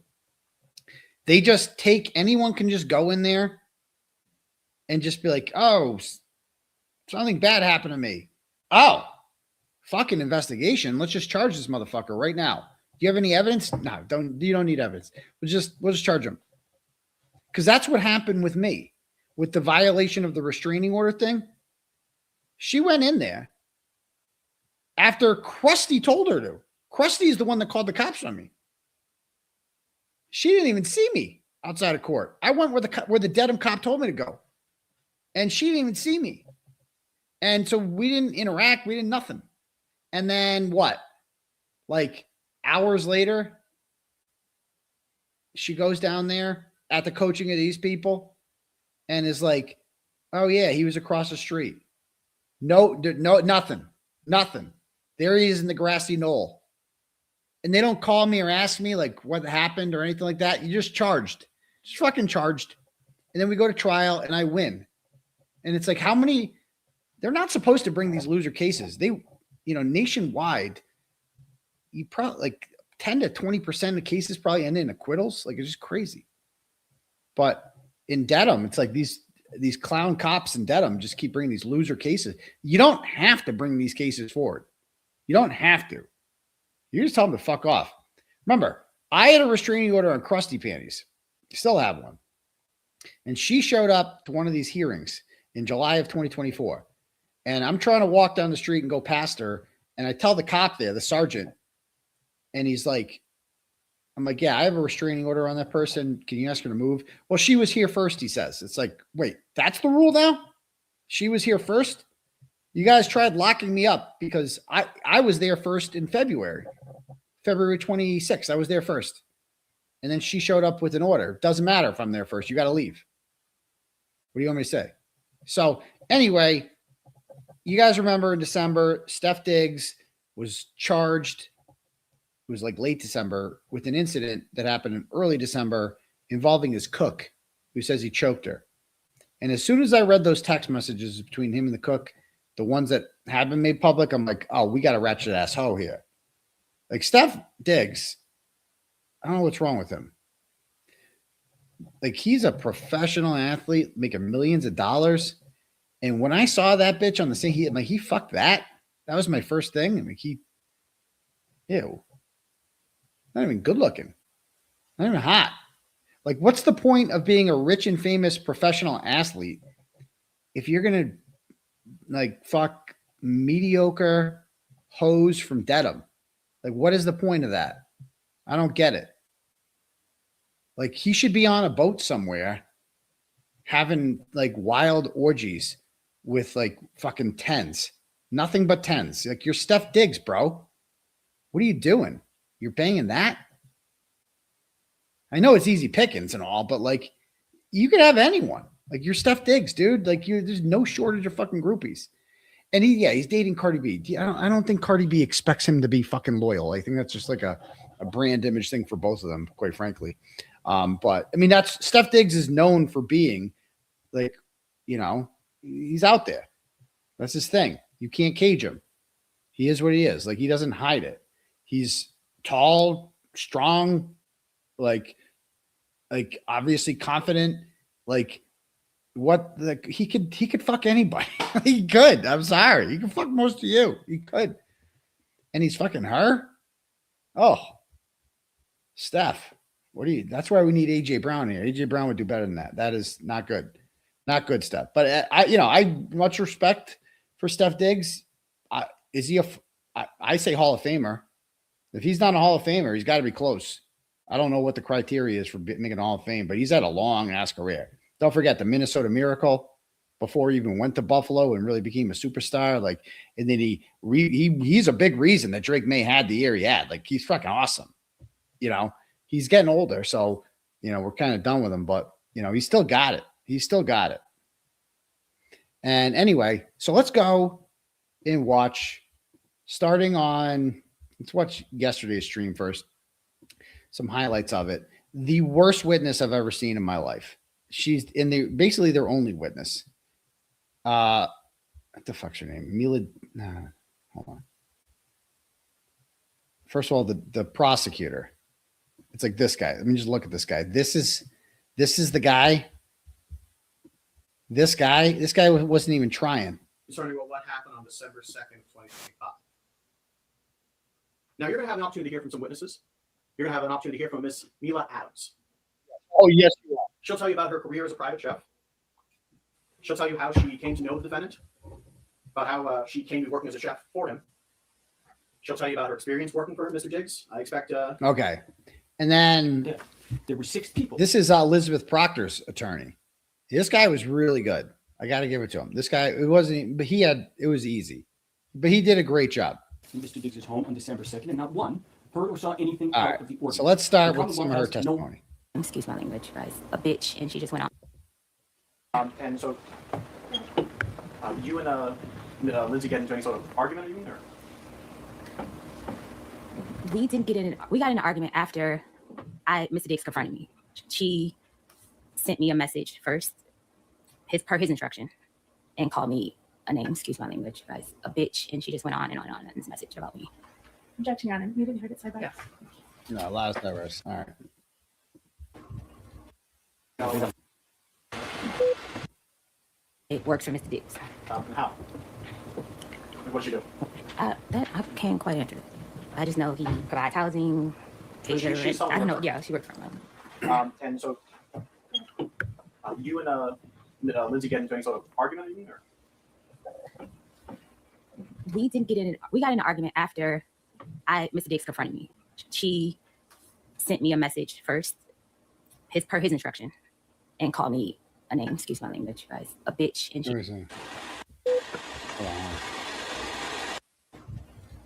And his friends. And to the whole staff. I wasn't finished on the last question. That's fine, but I'm asking questions now.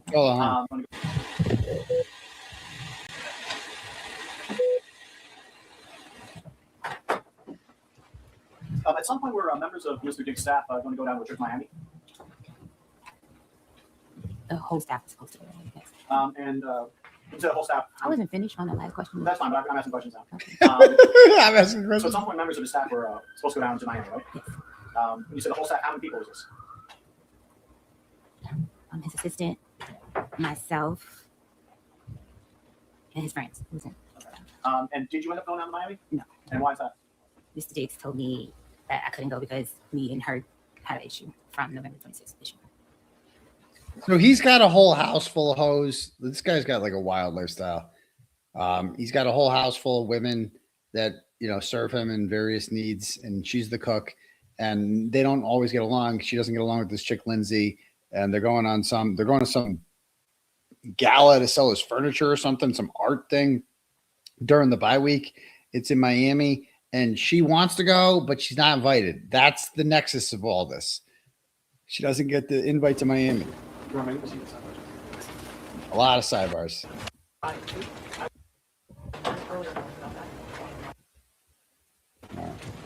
Court stands in a luncheon recess. From the come to Art Basel. And Art Basel, that's called. Where were you on December 2nd? I was in the house, 7 schoolmasters. Gotcha.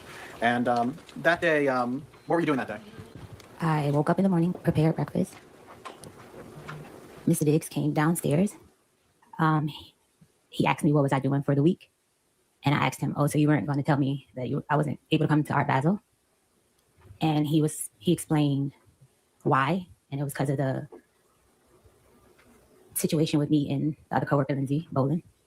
And I was upset with him, not upset at the fact I could go to Art Basel. Me and him have a relationship for over 4.5 years. He could have told me weeks ahead of time because me and his girlfriend, Cardi B, we were talking about having like outfits and stuff. It was like a whole thing being planned, and he just waited to the last.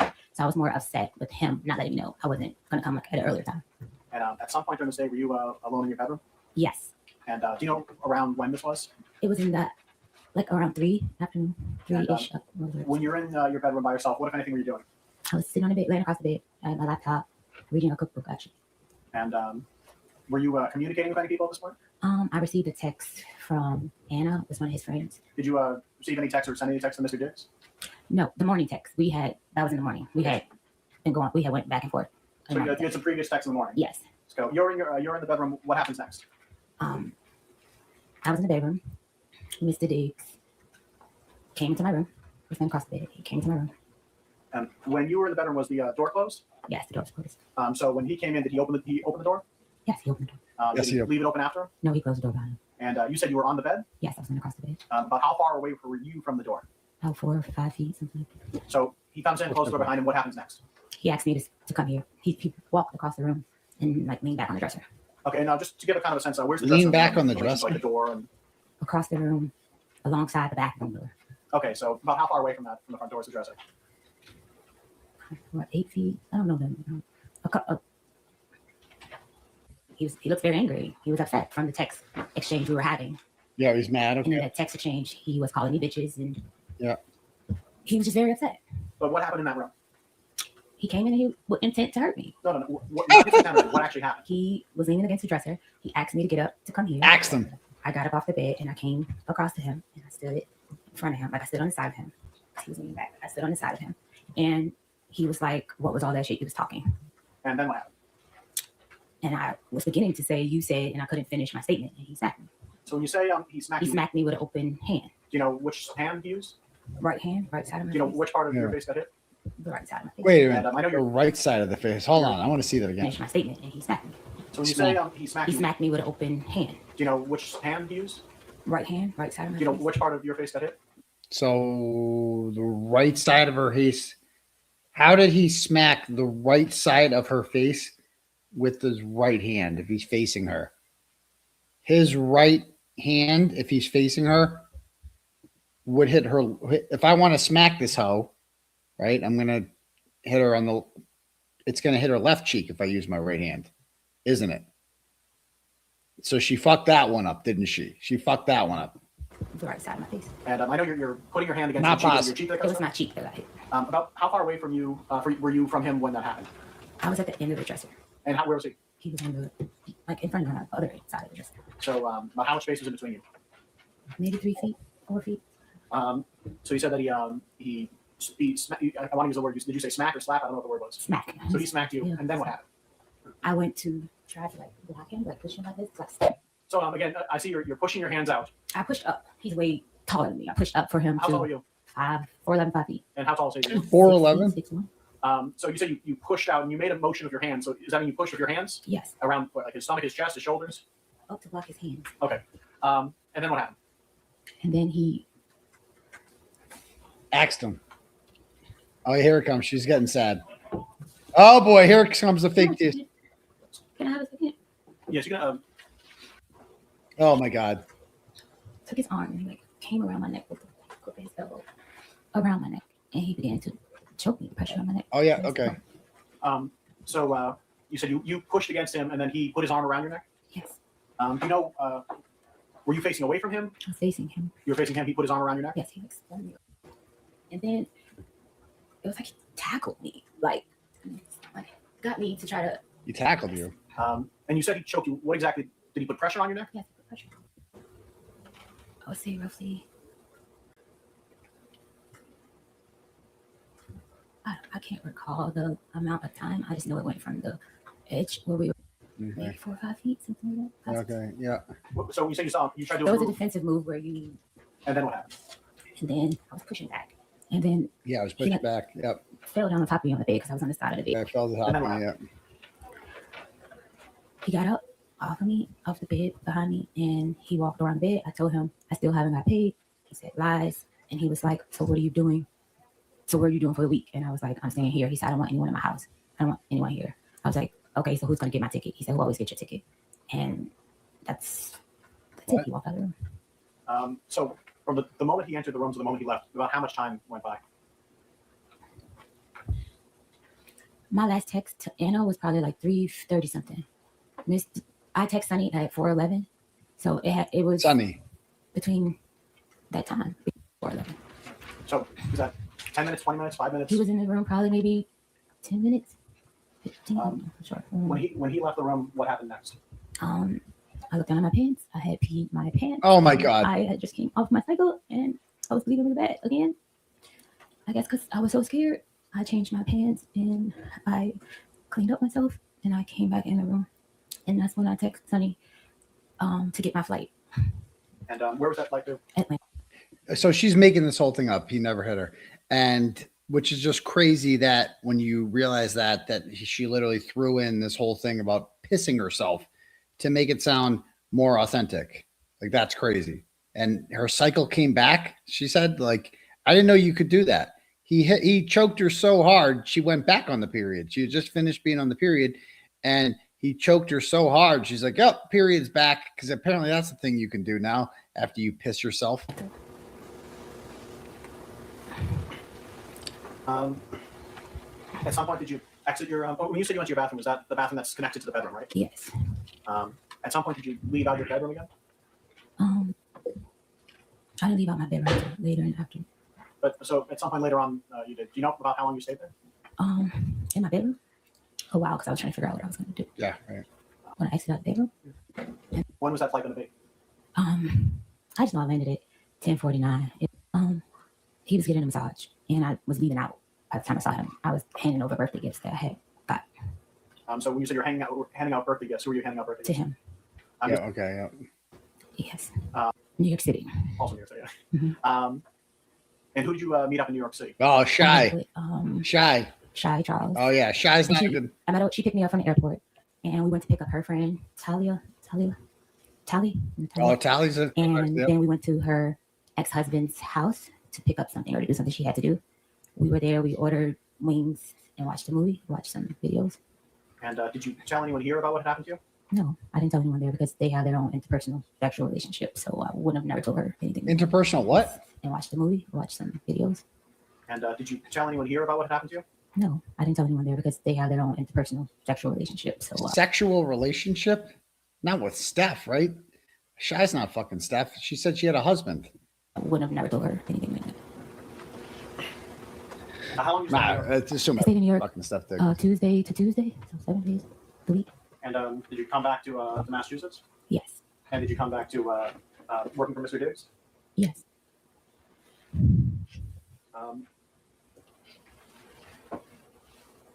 At some point, and I know this was a little bit before, maybe a little bit afterwards, but at some point, were you talking to Mr. Diggs about money you felt he owed you? It was past wages.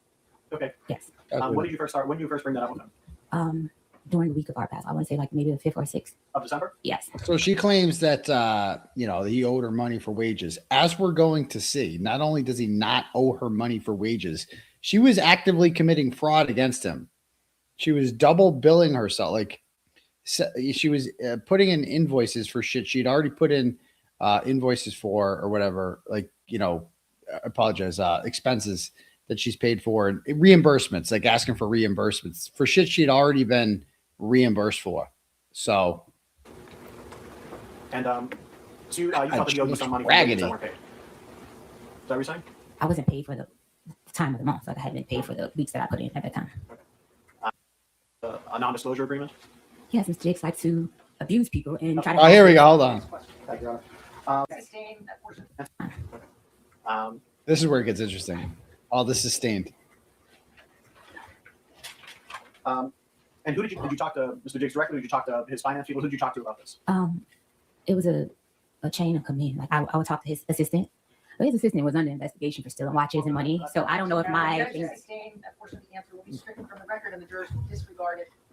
No consideration to your deliberation. She couldn't wait to get that. His assistant was under investigation for stealing watches. Shockingly, that did not get brought up in cross-examination because the attorney, the ADA just threw in the towel. Like he didn't even try. But I don't know. She's talking about Sonny here. Sonny's stealing watches. Wait till you meet Sonny. Sonny is an impressive character. She's his chief of staff. He's got a chief of staff. Dude, Steph Diggs, I had no idea he had such a wild life in Dedham. I had no idea. He was here for fucking like 6 months.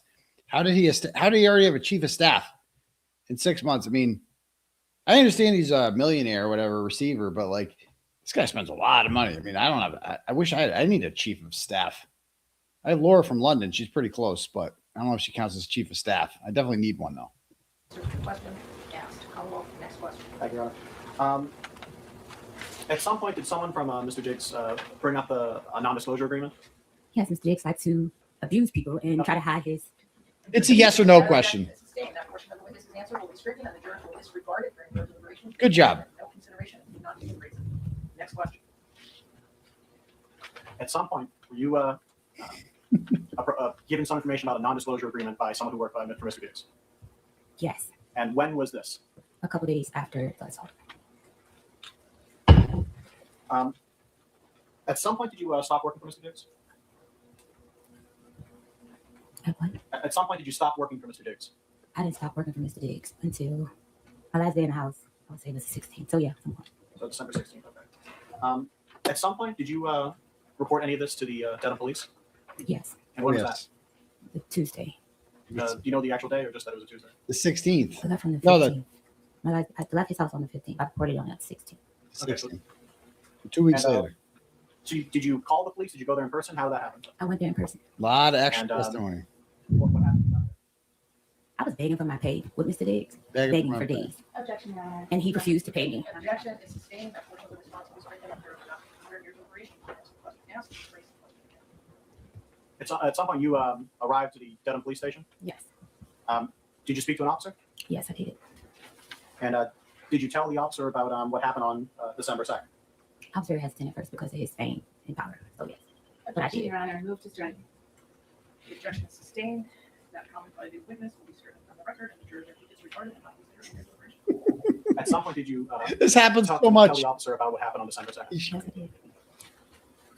And did at any point you provide to the Dedham police text messages? Yes, So, Your Honor, Approach.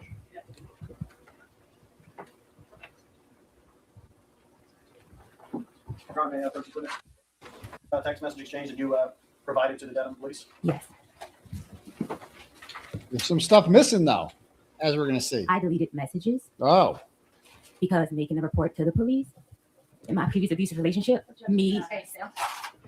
Stop. listen to this. deleted messages between me. Hold on. Is this the text message exchange that you provided to the Dedham police? Yes.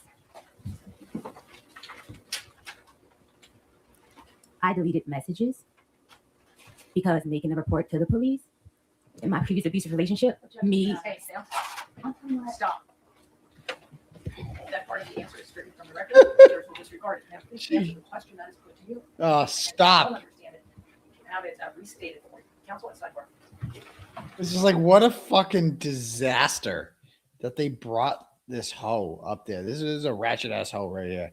I mean, literally the definition of one. Like she fucks professional athletes and she thinks it's gonna like get her somewhere. Like, yeah, you're a hoe. And a ratchet ass hoe at that, mind you. And like somehow Michael Morrissey's office was like, yeah, let's make her the star witness. Like you talking to this woman for 5 minutes, you have to be like, this ain't gonna work.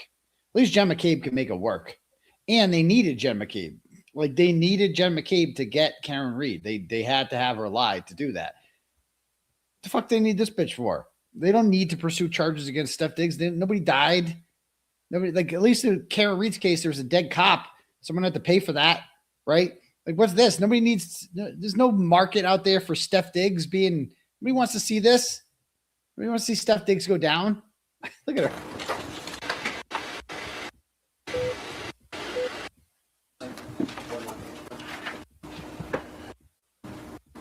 This text exchange from The morning into the noon, 12 to. December 2nd? Yes.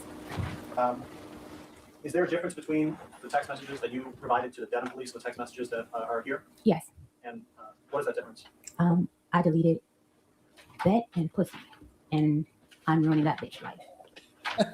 I'm ruining that bitch life. Yeah. I'm And ruining why that did you delete those phrases when you provided those text messages to the Dedham police? pussy. Because So she deleted messages. She sends screenshots. Dedham police. It's like, oh, this is what he's doing to me. And the Dedham police were just like, this will suffice. We don't need don't give us your phone. Give them the fucking phone. Download it. Download the phone. Do it. Celebrate. Like that's what they do, right? Dude, the same shit happened. The same shit happened. Remember when remember when a certain somebody who shall not be named gave me all their messages with Joe Flipperhead, and then Joe Flipperhead gave me these messages with that person too. And I noticed that, like, wait a minute, you deleted this one, you deleted this one, all this shit that makes you look really manipulative and that like a liar. Like this is what she's doing. She's deleting shit that makes it seem, showing that would show any police officer that you're not a victim. Why are you calling him a pussy? Bet. We know what that means. Yo, bet. You know, AKA like, oh, you want to try me, motherfucker? Bet. Pussy. Fuck, like all this shit. Because it would reveal her to be a ratchet asshole. Period. When I was abusing my previous relationship. Oh, boy. The objection is sustained. He would. The objection is sustained. There's When I no was question. abusing my previous relationship. Regarding sidebar. When I was abusing my previous relationship. But you know you can't talk about that. You know that. What you doing? Look at her. Is this fun for her? Stand at recess. I swear, she just was happy to be in the same room as Steph Diggs again. I know the type. I know the type.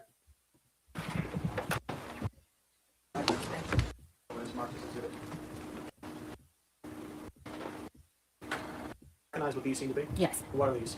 Text messages about the. Do you know who the text messages are between? Yes, between me and Mr. Diggs. And do you know when these text messages are from? 12-2. Yeah, 12-2. So were those text messages that were going on between you and me that morning or that day? Yes. Section. Bring your attention now to these marks.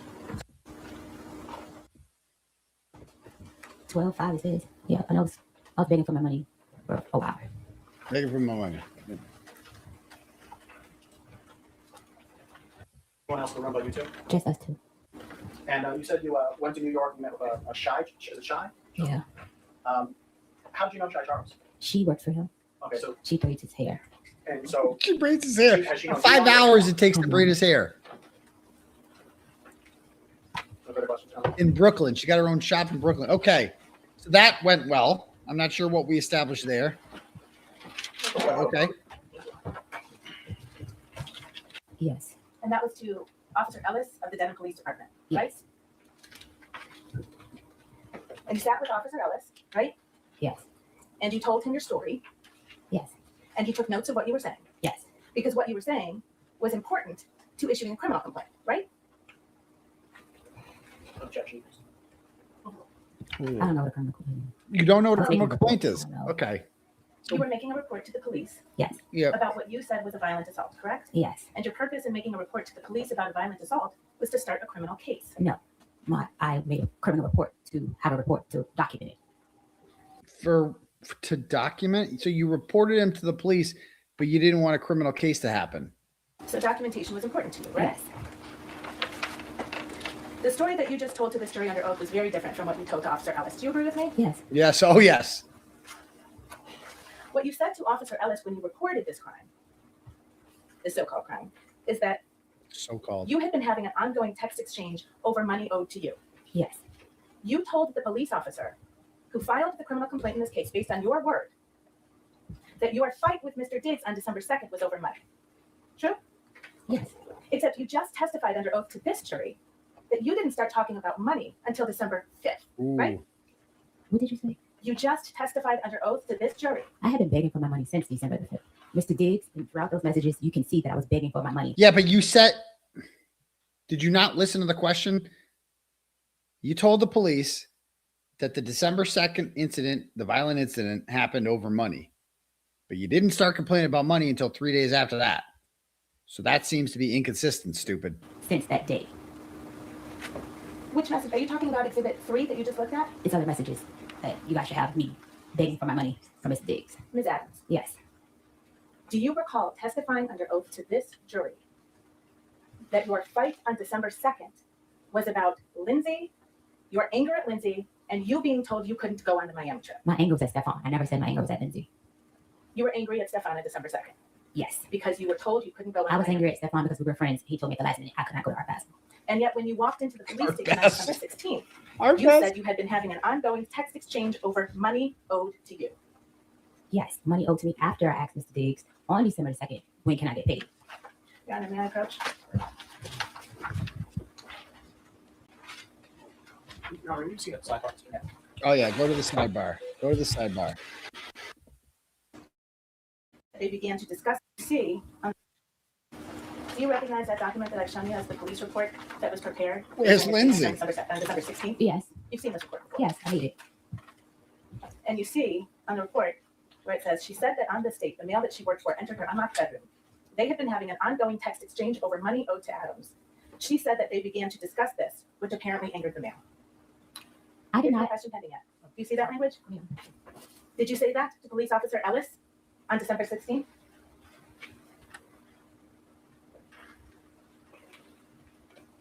Yes, it did. Yes, I see it. And I wasn't sure about it. No, it wasn't. The answer is no. To my recollection, it was true. We did discuss money. Ms. Adams, you just testified under oath about what happened on December 2nd. Oh my Okay, I God. also didn't put in the police report our sexual relationship because I was ashamed. The police report got leaked. I didn't put a lot of things. The most important thing was the attack in the police report. Me reporting anything outside of why he got upset, I didn't feel the need to put it. I was scared of how it was received by the public. He's in a very public relationship with Cardi B. So I did not put a lot of things in the police report. My most important thing was him assaulting me and choking me inside. So Okay. that was the most important thing that I put in the police report. I was very vague. I didn't feel the need that I had to go and explain the relationship. When you were asked questions, you actually gave I all- didn't feel- You must wait until I finish the question. Wait until counsel answers the question. Answer it. Because you didn't That feel was it was the goal. important. When you were asked questions about what happened on December 2nd, you lied. It did not change what happened on December 2nd. I'm It just did not trying to- change what happened on December 2nd. He choked inside. Like she looks old too. I think we can. How old is this woman? Steph Diggs is only 33. Why is he banging some old ass like school marm? Like, look at her. Why is he doing? I don't get this. I'm very disappointed in Steph Diggs. I expected much better. Like if he fucks Shy, that's different. But this one, no. Ms. Adams, I'm going to try my question again. Because you didn't think it was important. When you asked the questions of Dedham Police Officer Ellis on December 16th, you lied. I did not lie. I just did not expand on detail on the relationship I had with Mr. Diggs. I didn't feel that that was important. The sexual relationship, I didn't feel like that was important. I didn't feel it was important that he was upset because I told him I was not in love with him like those other women. I was ashamed of being with him. Wait. I What? didn't feel that that was important. The sexual relationship, I didn't feel like that was important. I didn't feel it was important that he was upset because I told him I was not in love with him like those other women. She's saying that Steph Diggs smacked her because she told him, baby, I'm not in love with you. Sorry. Not like the other women. I just want to fuck you. I'm not in love with you. I'm just a hoe. Not in love. That's what she just said. She did have a nice ass when I started dancing. I'll give her that. But was ashamed of being with him. I didn't feel the need to explain it to the police officer. Please answer the question. Under oath, on December 2nd, when you claim Mr. Diggs walked into your room, you had not been having a text exchange fight over money. The last text exchange fight was over money. The last text exchange. Answer was the you saying, question. "You need to pay me out for the rest of the season. I'm out of your life. oh Give my me the money for my God. business That's in that order." That not was the last text. what happened on His December response to me- 2nd. The precipitating fight didn't happen because of money. Stupid. That's what they're saying.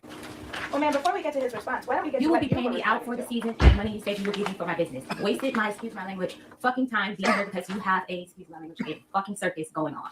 I am out of your life. I am ruining that bitch life. All right, Ms. Adams, you're going to listen to counsel's question. You're going to answer that question, and then you're going to wait for the next one. Yeah, you don't just say whatever you want, Just bitch. say whatever comes to mind. Okay. All right. I can't- Responsive to the question presented. Okay. Next question. Okay. Thank you, Honor. That response that you just read, that was actually a response to something Steph wrote to you, right? That was a text exchange over Yes money. or no question now. What was your question? What you just read into the record, that was a response to a text message that Steph sent to you, correct? Yes. And in that request, in that message that Steph sent to you, you understood you were getting fired, right? No. What Steph wrote to you is, "I'm gonna leave you be." Thank you for cooking for me for this season. That was nice. I appreciate you. Hate it even got to this. Oh. But oh well. Oh, well. Right? Yes.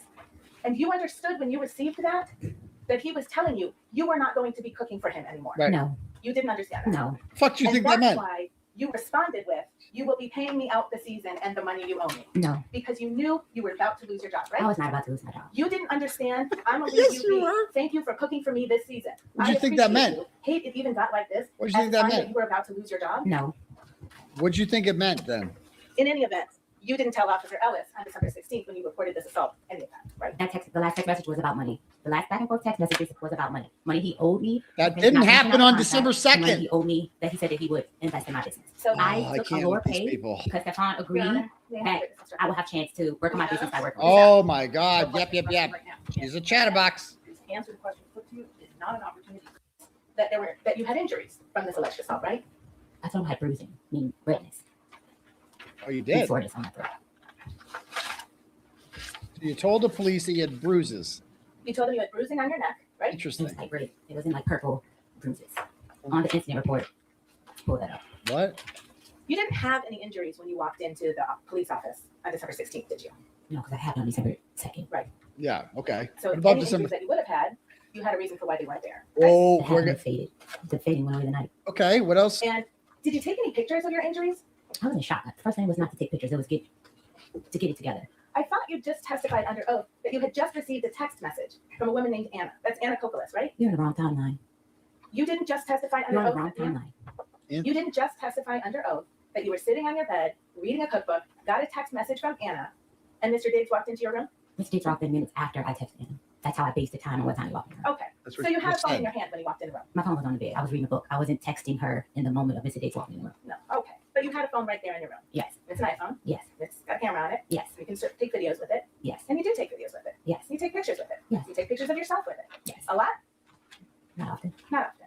You have social media account for your business, don't you? Yes. You post things on your social media account? I'm not as active as I should be. You don't use your iPhone to take videos or pictures for that? I'm not a very active person on social media. I see. But you certainly had a phone in your room when you claim you were violently assaulted and injured, right? That has nothing to do or justify the reason I was attacked. So yes or Reading no the question. cookbook. It's just sitting there. Yes, I have a phone. You took no pictures of your face or your neck or That your has chest? nothing to do. I need to finish my question. Okay. You took no pictures of your face on December 2nd, did you? No. No pictures of your neck on December 2nd, No. right? No. No pictures of your chest on December 2nd. No. You said Mr. Diggs hit you across the face. Did you have any marks on your face? No. Nope. You understand Mr. Diggs is a professional football player? Oh, here we go. This is Yes, where it he's an gets elite good. athlete. I don't know. He's happy. You don't know that he's an elite athlete? I guess. Okay. You call don't, him. you don't And you know testified that? he slapped you across your face Yes. and you had no marks from it. I was red. It was red. I'm lighter complexion. Bruises, they get worse over time. Do you agree with me? It was redness. It wasn't bruises. Oh, hang on. You just said it was a bruise before. That is, I have redness, Mark. Like, I'm light skinned. I turn red I'm you light also get skinned. bruises, don't you? if I hit something hard. Yeah. And bruises get worse over time, right? Okay. Not Do they? sure. I'm not sure. I don't get bruises a lot. I don't recall. Oh, but I thought you don't were in an recall that abusive Officer Ellis was relationship. bruised on December 2nd? I don't get bruises often. You just wanted to tell the judge about your abusive relationship, the last one you were in. It sure seems like you get the shit kicked out of you a lot, lady. My idea of bruising is soreness, hurting. I was red. It was redness. My face was red and all my chest was red. I didn't turn purple or pink or anything like that. It was redness. Because you didn't have any injuries when you walked into the police station on December 16th, Officer Ellis actually sent you a form to fill out to describe the injuries that you said you had on December 2nd, right? Yes. And you filled out that form, right? Yes. And you didn't do it on December 16th, did you? No. He actually emailed it to you, and you took 2 days, and then you emailed it back. True? Yes. Okay. And on that form, you put that your chest and throat were very sore for days after, right? Yes. And you put that you had redness, tenderness, pain, and bruising on your neck, right? Like I said, bruising for me is redness. It was sore. It was redness. Yeah. Maybe yesterday or Friday, I think. Sometime last week when I spoke with Drew. So last Thursday, you met with Mr. Virtue to prepare for your testimony, right? Yeah, Yes. okay. And you met with your lawyer as well, right? Yes. Oh, you got a Your lawyer. lawyer is representing you in an effort to get money from Mr. Diggs. My lawyer's representing me my workers' comp claim. The injuries that I received on the My job. workers' that they comp? refused to pay for. That's what my lawyer's representing me for. Wait a minute. Workers' comp? Doesn't the employer pay for the workers' comp? Wait, this sounds. She has a workers' comp employee. What? Okay. I want to know more about this, who this lawyer is. Are you sure about that, ma'am? She is my workers. I got my lawyer from workers' comp. We'll come back to that. Let's We'll see come the back form. to that. Workers' comp? Would you burn yourself in the told kitchen? Officer Ellis on December 18th, so now 16 days after you said you were assaulted, that you had redness, bruising, and soreness on your chest, right? I told him that I wrote it. Well, you wrote it in a form. You took your time and you chose which checked answers marks, to give, yes. right? Okay. And you told him your shoulders were red and very sore, right? Right. This whole area here was sore. Across my chest, up here. And you told him your whole body was sore, actually, didn't you? It was. You told him it was difficult for you to sleep. I was very upset. And I think you testified today that Steph supposedly put his forearm around your neck. Steph did put his forearm around my neck. Not his hand. No. Okay. But you told Officer Ellis he used his hand, didn't you? I think I used this. This is the crook of his elbow. That is in the grip. Fairly man approach.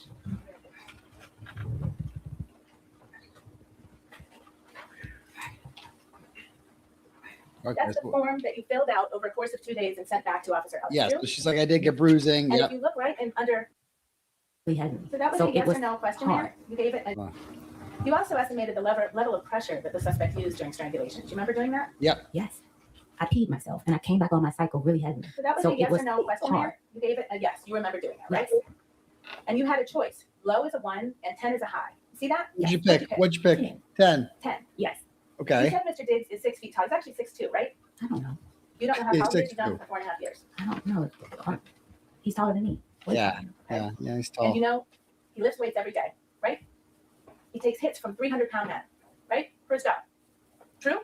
This is great. Do you know that? No, I don't know what his role is. I thought he ran the ball. I don't know people. I thought- sure what he does. How many games that Steph Diggs has played in have you attended? I don't know football. I don't watch it to know what. I attended a couple games. The question was, how many of Stefon Diggs' games have you gone to and watched? Gone to, maybe 4. And you don't know that he gets tackled in that game? I don't watch it, honestly. I'm just there for the vibes. I don't really know what be going on in football. I don't know the rules. I'm there for the vibes. I think you will agree with me, There for the vibes. that if Stefon Diggs used 10 out of 10 force on your neck, It was 10 for me, for my little body, and what I couldn't. But it wouldn't say for you. That's not what the form said. The form said like for him. And it's just, that's wild. So as it turns out, she's gone to like 4 games. She sits in the owner's box, I guess. You know, did Bob Kraft meet this lady? I don't know. But Steph's cook. And she is, yes, she just doesn't know that he gets hit, that he's a wide receiver. And so when he catches the ball, he gets hit. And she thinks I thought he runs the ball. Nope, I don't think you think that. He's not a running back. He's a receiver. He catches the ball, and then he gets tackled. That's his job. But go ahead. It was a 10 for me. Oh, it was 10 for you. The vibes. the question was, estimate the level of pressure that the suspect used during strangulation. It felt a 10 to me. I could not breathe. So you chose to answer a different question than the one you were asked. This questionnaire is about me. Why wouldn't I answer it about me? This is not a questionnaire that's a united, I don't know how to say it, a global. This is about me. This is what happened to me. Okay. But you will agree with me, hypothetically speaking, if Stefon Diggs used 10 out of 10 strength to choke someone, anyone, that person would have bruises on their neck. I will not agree. You will agree that if Stefon Diggs used 10 out of 10 force to choke you, you would have bruises on your neck. Yeah, she can't. She's not a medical expert. She can't testify to that. Phone with you all week. Yes. You took messages. You sent text messages. Yes. We know that because that's when you started talking about your money, right? I did what? You testified. I asked for my money. I didn't talk. I asked for him to have time to sign off. I asked for the money. Thank you. Yeah, We'll get thank that you. money too. And you didn't think it was important to record your injuries or take photos. No, I was in shock. This is someone that I love that put his hands on me. That was Right, my who I first loved. chance to go and take a photo. Sure. You loved him? And then December 3rd, you didn't take any pictures. No. And December It's a very 4th, complicated relationship. No, I did not take photos. you didn't take any videos. It's a complicated You didn't go to the relationship. No. You didn't go to a walk-in. He already had paid my medical bills. Why would I go get more medical bills? Objection, Your Honor, move to strike. He already didn't pay my You medical. didn't seek any medical attention, right? Unpaid medical bills. Your Honor. What? It's just yes or no. You did not seek medical attention. This is just, I mean, we don't want to talk about this person. This reminds me so much of the restraining order hearing I just went through, where you ask them one question, like, so did you lie on tape and say that you were going to tell police that he hit you? Well, let me tell you the whole backstory. I only said that because it's a yes or no question. He didn't hit you, did he? But you said that you were going to tell police he did hit you. Yeah, but he was filming me. Blah, blah, blah, blah. It's like, no, it doesn't matter. Just it's a yes or no question, lady. Just answer the fucking question. Just answer the question. You were with Shy and Tali for that week in New York City. You didn't say anything to them about it. I don't know Tali. I just met Tali on the night of December 2nd. Okay. Shy Charles has her own personal relationship with Stefon. I need to be able to ask you questions. Okay, I thought I was still answering the first question that you said. You didn't let me finish.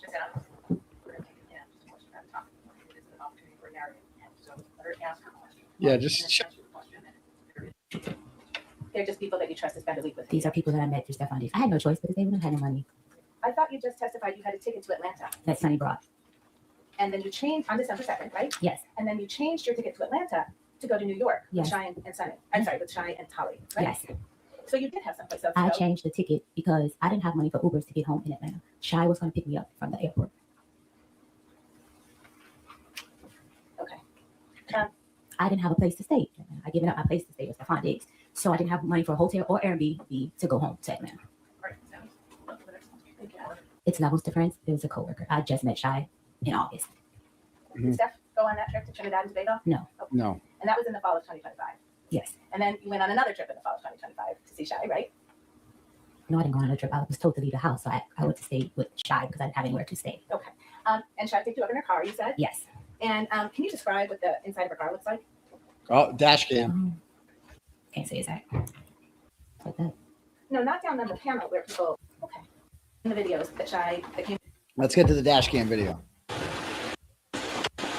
committed in this case of 2005. Maybe you testified. I don't know, Ms. Adams, were you able to see that person in that video? If not, we can play the whole thing. Okay. So while this is playing, Ms. Adams, do you recognize that person on the video as you? Yeah. And you're sitting in the front seat of Shy's car? Yeah. And this is you when you were just after you were picked up from LaGuardia Airport on December 2nd, right? Yeah. Was there someone else in the car to your memory? No. I'm sorry? No, not me. Okay. Did Tali Moses also get picked up from LaGuardia? And did Tali sit in the back behind you? Okay. December 3rd. Look at her. What is she? Is that a fez? What is she wearing for a hat? So this is December 3rd, the day after she got choked. Remember, she got choked and smacked and choked her 10 out of 10. She said 10 out of 10. As hard as he could possibly choke her. And this is what she looked like. No marks on her neck, nothing. She made the whole thing up. Well, I'm not really to see. How well is this marked exhibit 5 also? The stills? No, the stills are. In New York City? And you say you don't remember if that's what date that is? No, I'm sorry, if I could direct yours. I didn't say I remember. 03? Do you know what that means? Okay. But this is you on your New York trip with Shy in her car. On New York State with Shy. Okay. All right. This has not been preliminary marked. Yes, sir. No mark. Exhibit 6. We all stayed in Brooklyn in New York from December 2nd to December 9th, right? Yes. And you all stayed in the same bedroom? Yes. Slept in the same bedroom? Yes. And we're together a lot of the time that week. True? Yep. Mostly yes. Okay. And there was one night where you and Tali were kind of goofing around with the video and taking videos. Do you remember that? I don't recall it. Okay. Oh, we Mr. recall. Caldwell, can we play? Wait till you see this Exhibit dance. 8? This And, dance is the best. Well, before we do, I would move Exhibit 8 into evidence. It's a video from December 6th. Thank you. Yeah. Yes. What is that? Me. And that's No judgment on the record. There she is. and Ms. Adams, did you recognize the person on that video? That's me. Yeah. But in that video, that was Tali was videoing you, right? Okay. I don't recall that. You don't remember that? Yeah, but we were up there. Mr. Kettlewell, and I would move in exhibit. Thank you.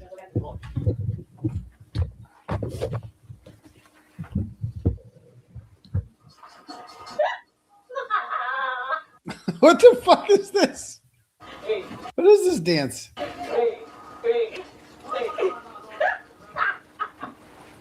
What the fuck is Was you on that? that video? Fred? Yes. She has And a I would big say ass. A stills big exhibit fucking 9 and ass. 10. I'll give her that. That's a big ass. Those are stills from exhibit 8. An accurate representation of you from the week you spent. Look at her in neck. the It's her whole neck. December 6th, 2025. Yes. Look at that And thing. may I publish to the jury? Oh. Thank you. I am offering to the jury exhibits 9 and 10, which are 2 stills taken from the second video of exhibit 8. I'm sure that he got back. I was there. I was in no communication with him. Tab C. And you testified about the text exchange you had with him at around 12:30 on December 2nd, where you called him a pussy, right? Yes. And then he said, "Show me I'm pussy," and you said, "Will do." Show me I'm And pussy. then if you turn the page, if you look to the next message from you, so in exhibit 3, there are bubbles, right? There's blue bubbles you see and green bubbles. Yes. And do you understand the? Do you see that number? Round the approach. Yes. Days after the violent assault that you talked about. Right? Yes.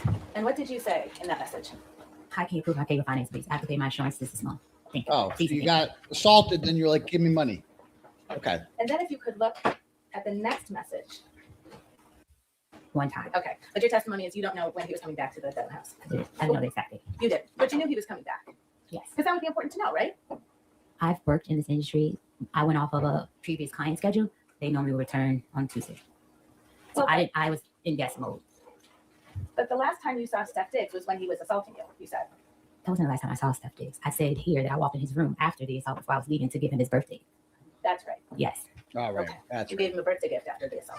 We were friends for 4.5 years with a very complicated relationship. Oh, sometimes So he if I could chokes ask you you actually to and turn to you exhibit just give him 4, a which is birthday behind the tab present. D. Here, okay, this makes And sense. Your Honor, this is an evidence. I can't believe they brought this to trial. And if you look at that number, okay.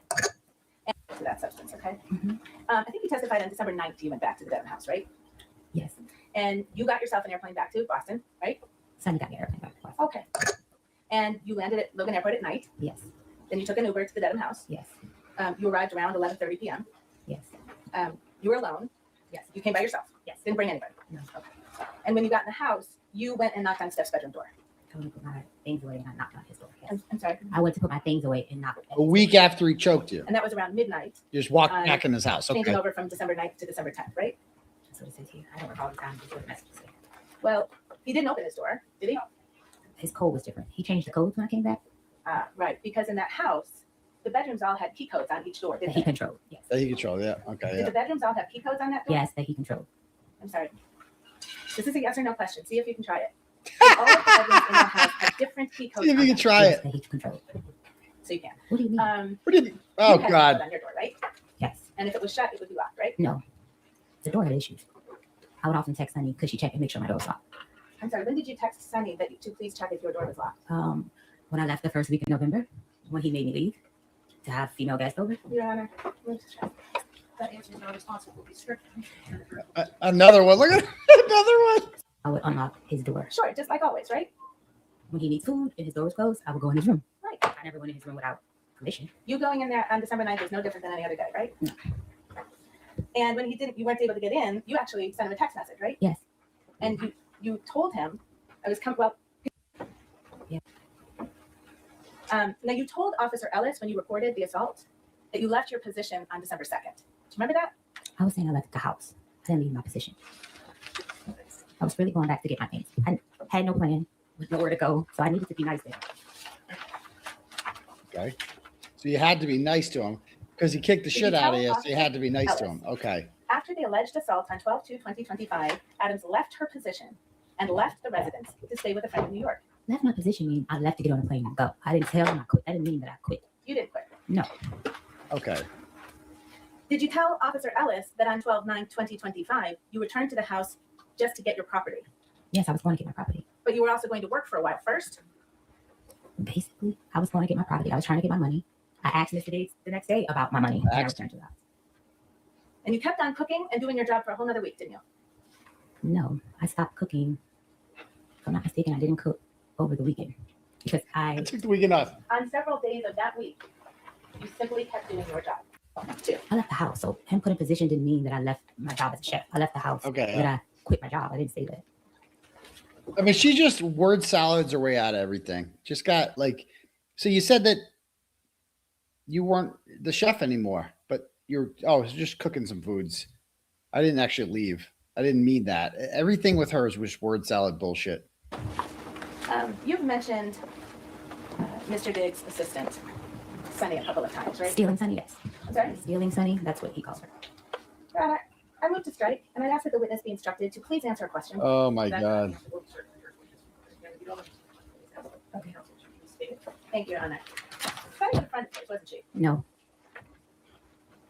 Ms. Adams, you texted Sunny all the time, did you? Because that was my contact. Go to contact for payment, go to contact if I didn't have access to his card or I didn't have no money on my card to order food. And we would discuss things at work. I'm going to show you a document. Take a look and see if you can recognize that as text messages between you and Sunny.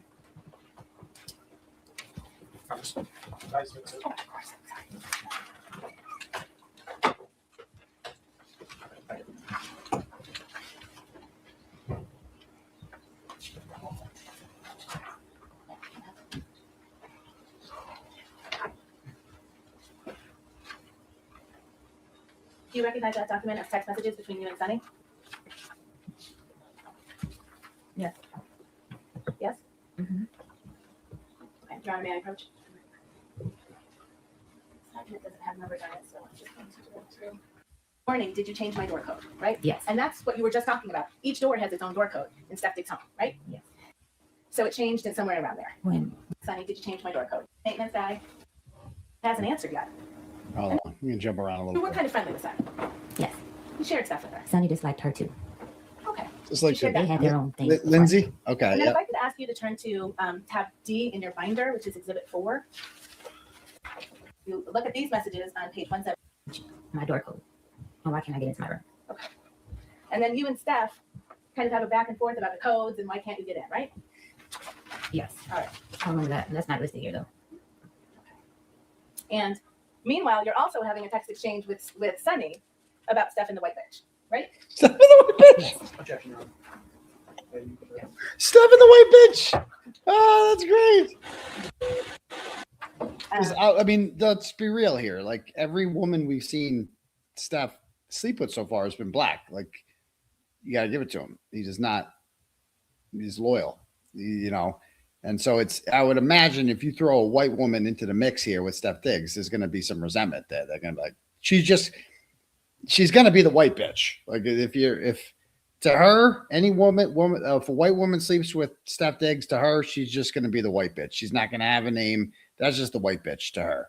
It's just because I mean, every woman we've seen so far he's slept with is black, right?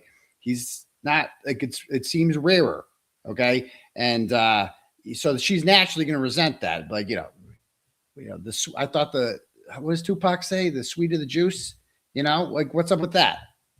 The blacker the better, the sweeter the juice. Like what happened to that?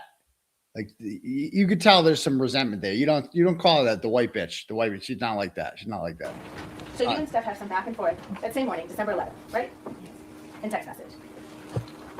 And he explains to you, if you can turn the page to 2 pages in, page 180.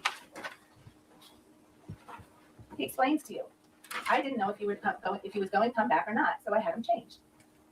Right? Stefon, I know why he had the door lock changed. Is that what he wrote to you on December 11th in the morning? Yes. Okay. And what did you respond? Let me check. Right down the same page in the book. Steph wrote, shit you was saying, it was like it was over with. I was like, well. You understood he was talking about the text fight you had on December 2nd, right? No. Yeah. What did you respond to Steph? I said no. I'm sorry? I said no, I didn't say you. You didn't understand that he was talking about the last time that you saw each other on December 2nd, which is the day you got in a text fight about Lindsay and you not going to Miami? Me and Stefon had arguments all the time. Like, not all the time, often, and it would just fly over. But it didn't turn into a fight like it did. I needed to come back to get my things. Yeah. Was very emo. Sorry I made you feel that way. I don't want to leave. I want to stay to take care of you as long as I need you. And you sent him a second message. Really sorry, Steph. You were angry with him on December 2nd. You already I testified to that. needed to be nice to Stefon in order to get my pay to leave.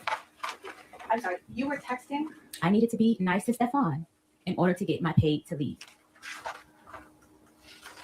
Good graces to get paid. You were apologizing? Yeah, okay. It's a Yeah. yes or no question, ma'am. I don't know what that would be a yes or no question. Oh It's a my yes or no gosh. question. The witness is saying she can't answer that yes or no. She doesn't have it. Okay. always this with this chick. Yeah. You were paid $2,000 per week to cook for him, right? Yes. And Wait, how do you if used survive your on own money that? to buy groceries, you were reimbursed for Wait, that. 2,000 a week? And when you were hired, Hold on, she's to saying, work as- hold on. you were paid $2,000 per week to cook for him, right? That's not bad. That's $8,000 a month. I thought it was $2,000 a month before. And I'm like, oh, yeah, he's like, he doesn't pay these bitches minimum wage. He get free room and board, right? $2,000 a month. I mean, life is good living in the Steph Diggs castle here. Yes. And if you used your own money to buy groceries, you were reimbursed for that. Yes. And when you were hired to work as Steph's chef, you didn't have to fill out a job application, right? I stated previously, me and Stefon had an interpersonal relationship that was professional. So is that a no? I did not. I don't know how to answer that question. Yes Did or you fill no. out a job application? I don't know how to answer that question. Yes or no. Yeah, did you fill out a job application? No. No. You didn't have any employment contract or anything? Yes, we did. To make a hot Did you sign dogs. a Yeah, I know, employment right? We contract? had a verbal text contract. Hot dogs. You didn't have to interview with anyone to get the job, right? He knew my skills. You, my skills. So on December 1st, this is the day before you say you were assaulted, you submitted an invoice to be paid, didn't you? Oh, yeah. And can you explain to the jury, so you weren't just automatically paid? I was supposed to be. They sent maybe 2 automatic payments, and then the rest was I would have to go through Sunny. Right. You'd have to confirm with Sunny you worked that week, right? Chief of staff. I would have to not to confirm. I lived there, so it was never. And on December 1st, what you did was you took an invoice for money you claimed you were owed, right? It's not a claim. It's money that I was owed. You submitted an invoice on December 1st for payment, right? I don't recall. I don't know the exact date. Screenshot. That email that Melissa has of mine was not working at the time. This is a screenshot that Stefon sent me. I never received this email. Okay, you never received an email yet. This is an email from Melissa Goddard. I never received it to my email. Did you see the text of this message before? I seen a screenshot similar. I can't recall. You know the you exact have. message. Would you like me to give you a document to Sure. arrest you? Yes. Then take a little break here. Okay. Hold on. Well, let's see. So this is going. Then it gets interesting. I love the highlight is when she asked the lawyer what her name is. That's my favorite part. Yes. And that was your invoice, right? Yes. And you said on that invoice dated December 1st, right? Yes. That you were owed payment of $2,000 for three weeks in November, right? Yes. And you were owed grocery reimbursement for $3,179.06, right? Yes. That's a lot of groceries. Get payment. Yes. And you said you didn't receive this email, but you remembered getting it by text message, right? Yes. Okay. And so you have read and you remember seeing the substance of this email, true? Yes. Okay. And this is a response to your invoice, right? I don't recall because Stefon was refusing to pay me for the week he sent me home. Well, Melissa Goddard writes on December 4th. I appreciate you may not have received this on December 4th, but she writes, "Thank you for providing an invoice. I've attached a readable PDF." Jackson. Oh, God. And it turned out, Ms. Adams, you had gotten paid for 2 of the 3 weeks that you said you hadn't gotten paid for, right? Ooh. It's yes. The answer is yes. This is missing a whole lot of stuff. Okay. I can't answer your question correctly without the proper evidence. Oh, my God. Either you got paid or you didn't, lady. And you write to Sunny, "Hey, so I looked over my transfers, payment history, and they sent payments 11/7 and 11/21 totaling $3,000. See that? Yes. So you knew that you had actually been paid for 2 of those 3 weeks that you tried to get paid for again, right? What's your name? I never got your name. Did you know I that don't you know. had I was trying to address you by your name because I'm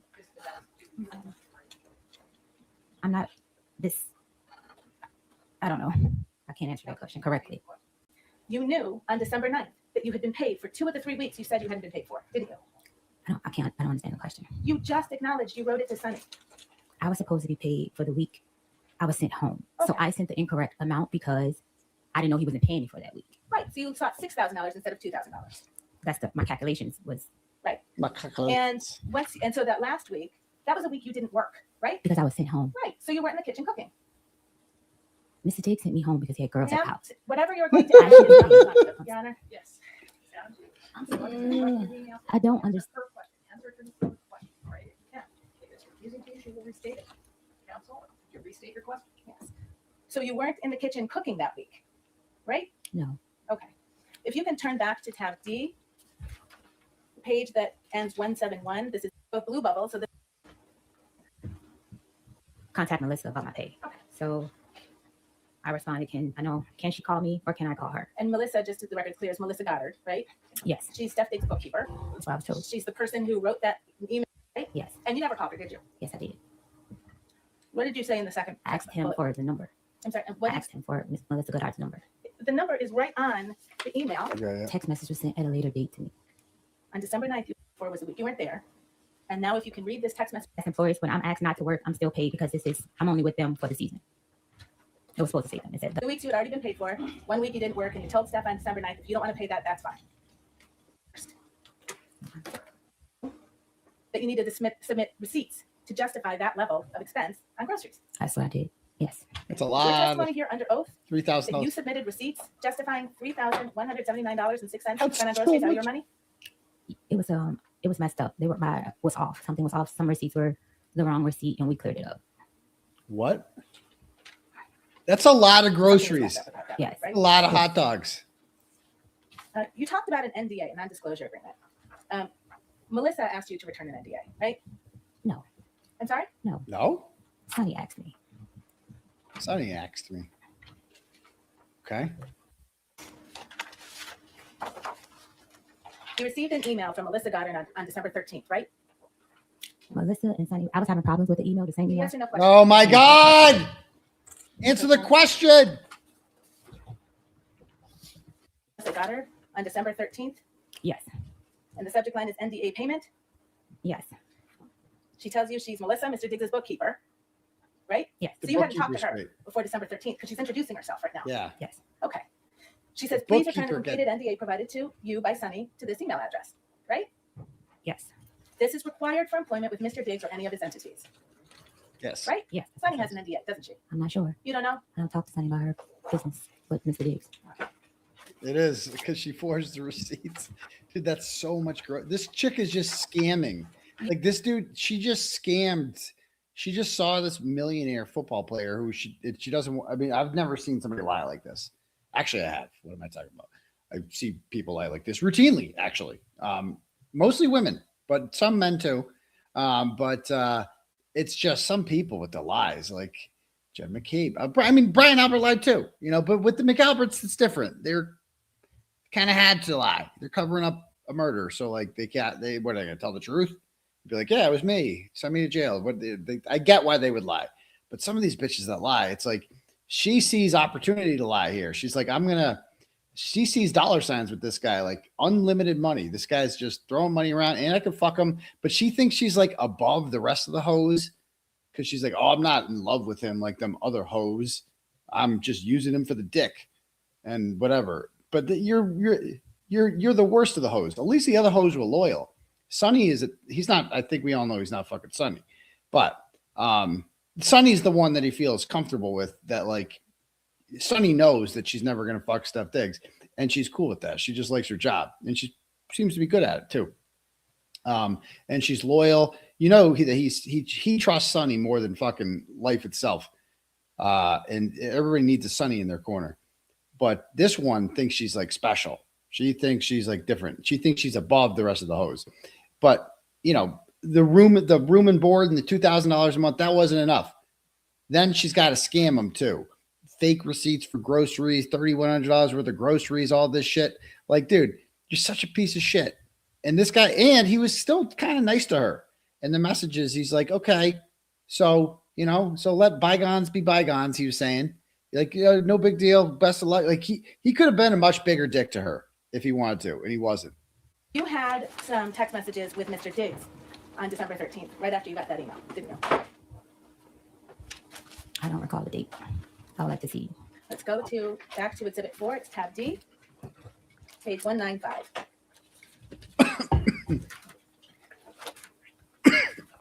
Right? Face. It's 700 some comments and none saying you effing Lindsay. Not a one. So if I told someone that, why it's not in a blog, you're still talking about that blog, that anonymous blog that caused you to get mad at Steph on December 2nd, right? A blog? When he chose to believe Lindsay over you. That's what it came down to. He believed Lindsay over her. I'll clarify. Thank you, Mr. Herschel. On December 13th, you're still mad about the issue that led to Steph believing Lindsay over you. From my recollection, he didn't. I'm sorry, on December 13th. I can't answer that question correctly. Oh yeah, you get to drive around a Porsche too. That's Without another previous text from this benefit You that had comes not with it. one. So if I told someone Good that, life. why it's not in a blog, you believe it and now sign an NDA. Send me my money. You sitting here playing in my face. Isn't that what you said? You playing in my face for Okay. sure. You were mad about the NDA You'd be playing in her because you face. thought you had to sign it because Steph believed you leaked something, right? Yes. Didn't have anything to do with an assault. What did you say? You thought the fact that you were being asked to sign an NDA was an indication that Stefon still didn't trust you, right? No. Rightfully so. Oh yeah. But you're talking about Lindsay and a blog to him the same day you get an email from Melissa asking you to sign an NDA, right?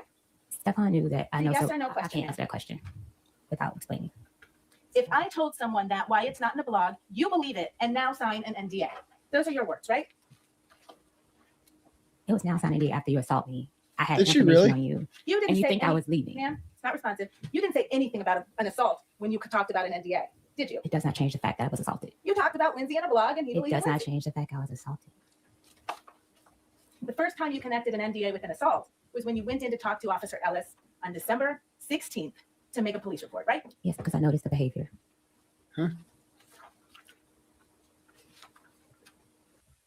Why you went back to his house on December 9th. True?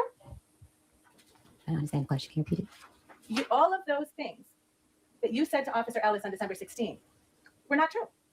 You had a fight with Stefon Diggs on December 2nd over text about Lindsay and a blog and him believing Lindsay. Not about money, right? It was about money. The last text that I sent to Mr. Diggs was about money. It's a bit of a compound question. Yes. It's true, Your Honor. I go with Steph's believing Lindsay.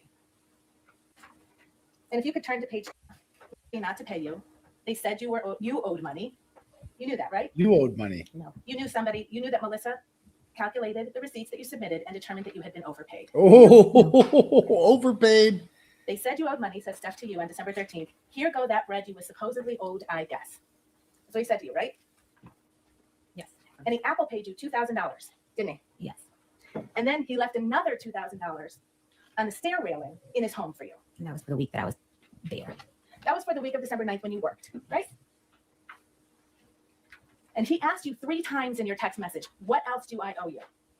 And you never gave him a number, did you? I said they owe me grocery. I had given Sonny the grocery reimbursement, the person that was my contact. Oh my for God. Giving receipts to. I thought you just testified there was a mix-up with the numbers. Yes. I had talked to her about that. We had came up with the exact numbers. Oh after she my had God. the I can't. receipts. I can't. You understood that Steph fired you that day, right? I was leaving. Okay. But you waited until he told you you don't have to work here anymore, and he paid you $4,000. I came back for my money because I didn't have money to leave. This The is pretty record's clear. You close. came back on December 9th. To get my money Pretty that I was owed. close. You worked. And then on December 13th, Steph told you you didn't need to work there anymore, right? I'd already had in my mind that I was quitting. I just came back to get my money. You were furious with Steph on December 13th, weren't you? No. No? Really? No. Do you remember that Shy Charles was actually at Steph's house that day? Yes. And she was braiding his hair. Yes. And she was staying downstairs. She was going to stay overnight. Yes. And she finished braiding his hair around midnight. Yes.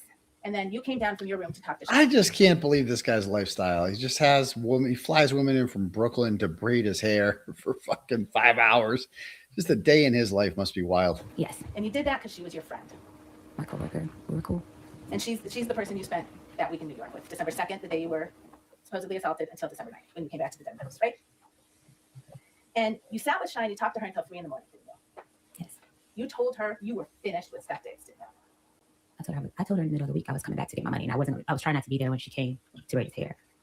You made Shy a kind of confession in that conversation, didn't you? A kind of confession? Yeah. You told her Steph was going to pay. No, I did not. I do not recall. I'm gonna Oh, remind she you says I'll otherwise. ask you that question again. Did you or did you not sit with Shy Charles on December 13th, a few hours after you were fired from your job, and tell Shy that Steph Diggs was going to pay? No. Did you tell Shy you were going to sue Stefon? No. No. Look at her. Look at her. You were owed.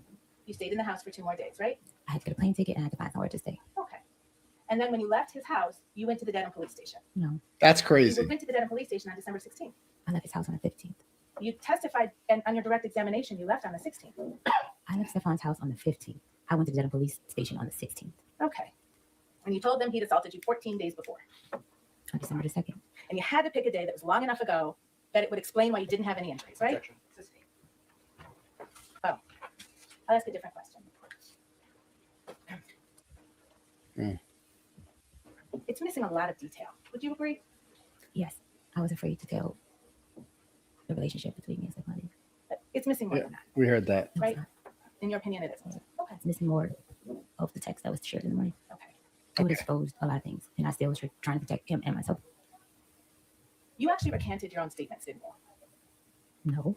No. So you know the criminal complaint in this case issued on December 29th. Yep. Yes, you do. Right? What? No, I don't know that. Well, you're the complainant in the case. Is it your testimony you weren't notified that this case was going to be brought forward to court? I don't recall. I don't. You don't It's big news. recall? Yeah, it was all over the news. That I recollect. What?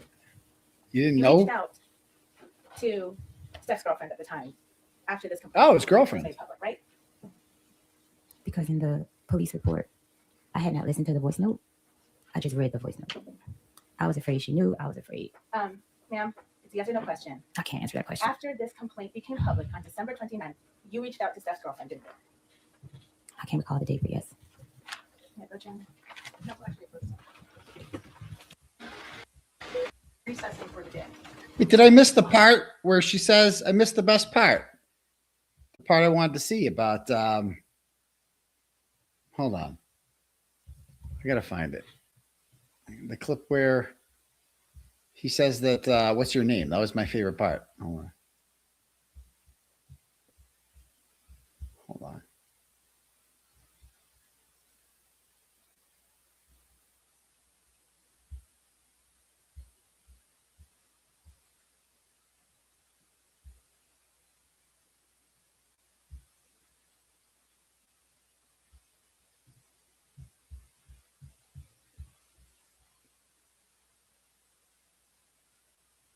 Hold on.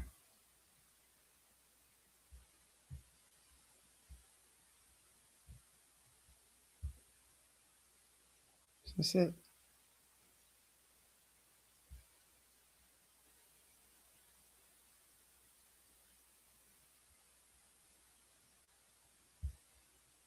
Hold on. I want to find the clip.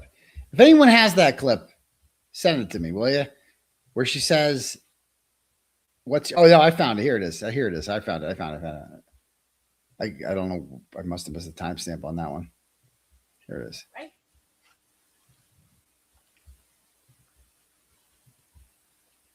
This is missing a whole lot of stuff. Yes or no question. I can't answer your question correctly without the proper evidence.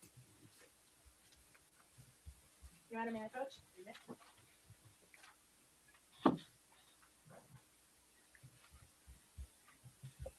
Do you recognize this document as text exchanges between you and Sunny?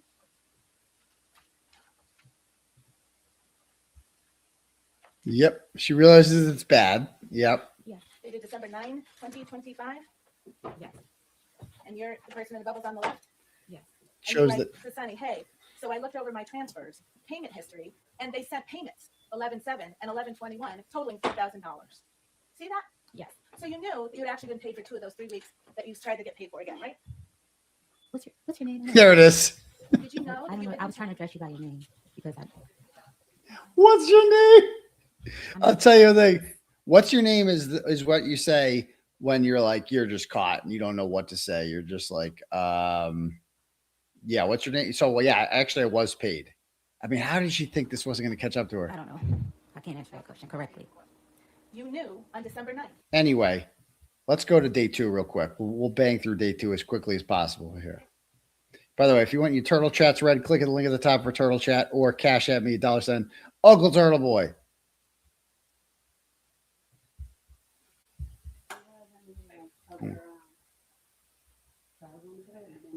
Oh, this is it. Yeah. $1 million from Stefon Diggs. Oh, okay, here it is. You know that 5 point Facts solely and exclusively from the evidence presented. The lawyer demanded 5.5 that I have stricken. Here we go. Now we get to the good shit. You may proceed. Thank you, counsel. Ms. Adams, 3 weeks ago, your lawyer demanded $5.5 million from Stefon Diggs, That's correct? crazy. 5.5 His million. client lawyer privilege. I cannot speak on that. Oh my God. His client, You believe that it? is client lawyer privilege. I can't speak. I can't speak. Yes, your lawyer shook him down for. I want to meet the lawyer. I got the lawyer's got to be so ratchet. They tried to do a shakedown for $5.5 million. Your lawyer's communications to Stefon Diggs are covered by your attorney-client privilege, ma'am? Answer that question. I don't know the answer to that question. They're not. That someone on your behalf has demanded $5.5 million. That's from so Stefon crazy. Diggs, don't you? I have a workers' comp claim, and Your I Honor? explore all civil options. Ma'am, I don't understand are the you question. able to answer No, that question? I'm Counsel, not restate able the to. question, please. You know that Workers. someone on your behalf has demanded $5.5 million from Stefon Diggs. Do you know that, Ms. Adams? No. Sorry, I don't know how to answer the question. I don't understand. I have no further questions, Your Honor. Thank you. I don't understand the question about the $5.5 million. Did I miss this part? Question is withdrawn. Thank you, Your Honor. $19,000 on that date, didn't she? For wages owed, yes. To her, right? Yes. And you told Steph's girlfriend in that text message, I didn't say that, especially in the way it was written. Yes. Right? And you were talking about the statement that you made to the Dedham police, right? It was a voicemail, and I didn't listen. I read it. The train. February 1st, 2020. I don't understand your question. Did you or did you not write those words? I don't understand your question. Oh my God. Without further explaining. You can't testify under oath to this jury what you meant by the words you wrote to Steph's girlfriend on January 1st, 2026? I'm sorry, I don't understand your question without further explaining. You also asked Steph's girlfriend to, quote, please call my mediator and she will answer everything you need to know, but only in person and confidentially, right? Yes. Your mediator's name is Lynette Marie, right? Lynette Marie. Thank you. Corporation. Can you please read the name of the president of that company? Objection, Your Honor. Senator. Yes, I brought it. The day the criminal complaint in this case issued, right? I'm not sure of the date. Oh, may I approach, Your Honor? Yes. Oh, I remember the date. Diggs and a number of other people. No, I don't recognize it. You've never seen this money demand before. I seen the money demand after I was. That's it. What? I don't recognize the email. Testimony under oath is that your mediator made a money demand on December 29th for money for you from Mr. Diggs. Money The for same- past The wages. same day the criminal complaint in this case issued, and you didn't see it? I can't answer that question. I'm sorry? I can't answer that question without explaining further. You can't answer that question under oath. Without explaining. What does that mean? Your mediator demanded $19,000 on that date, didn't she? For wages owed, yes. But she did demand $19,000. What wages were owed? Your Honor, I move to strike that. Overruled. Answer stands. Sorry? Answer stands. Thank you, Your Honor. You've made another money demand in this case, haven't you? Oh, yes. Yes, you did. Yes, you did, you naughty little girl. Actually, before we get there, Oh, yeah, we'll come back to the that. I didn't get a 19,000 chance to answer the question. before we get there, Are you withdrawing your yes, question, the counsel? question is withdrawn. Thank you, Your Honor. After the money demand for $19,000 was provided to Stefon Diggs, on February 13th, you issued a public statement, didn't you? Yes, And in that public statement, you said, I have never sought money to settle this matter, right? I haven't. And by the middle of April, you had hired a lawyer to represent you, right? For workers' comp. That's a yes or no question, ma'am. Yes, for workers' comp. Your Honor, may the witness be instructed to please answer the questions. Oh, Please answer the question. God. All right. And for workers' comp, the lawyer you hired, is she sitting in this room right now? Yes. And she helped Oh. you prepare for your testimony in this case, right? I want to see her. She came to support me. She came to the meeting with a Commonwealth's lawyer to help This is prepare you man- for your testimony in this case, correct? I don't know how to answer that question. You can't answer that question under oath, ma'am? No, she. You met with the prosecutor last Thursday, right? With your lawyer, I was right? told to have a lawyer because you guys asked me to plead the fifth. You guys on asked something. me to. So I was told, instructed to have my lawyer come, So your testimony under oath is that the Commonwealth's attorney instructed you to bring your private lawyer? or a lawyer that you guys offered a lawyer. So I brought my private lawyer. I'm sorry. This reminds me of that time Michael in the office hires his own lawyer, and then it's like, Michael, the company will represent you. You'll have your own lawyer. Like it's like, but he brought his own lawyer to the meeting. He's like, Michael, this guy is your lawyer. What are you doing? When you say you guys, do you mean me, defense counsel for Mr. Diggs? Yes. Is your testimony under oath that I had some role in your preparation session with the district attorney's office to prepare you for your testimony in this case? I was told that the defense said I needed to have a lawyer, or they were going to provide a lawyer, something in that context, about pleading the fifth about messages. So I brought my lawyer, which was when I walked to the side of the judge yesterday. Okay. Your personal lawyer is here today, correct? My workers' comp. She's with the law firm of Boston Law.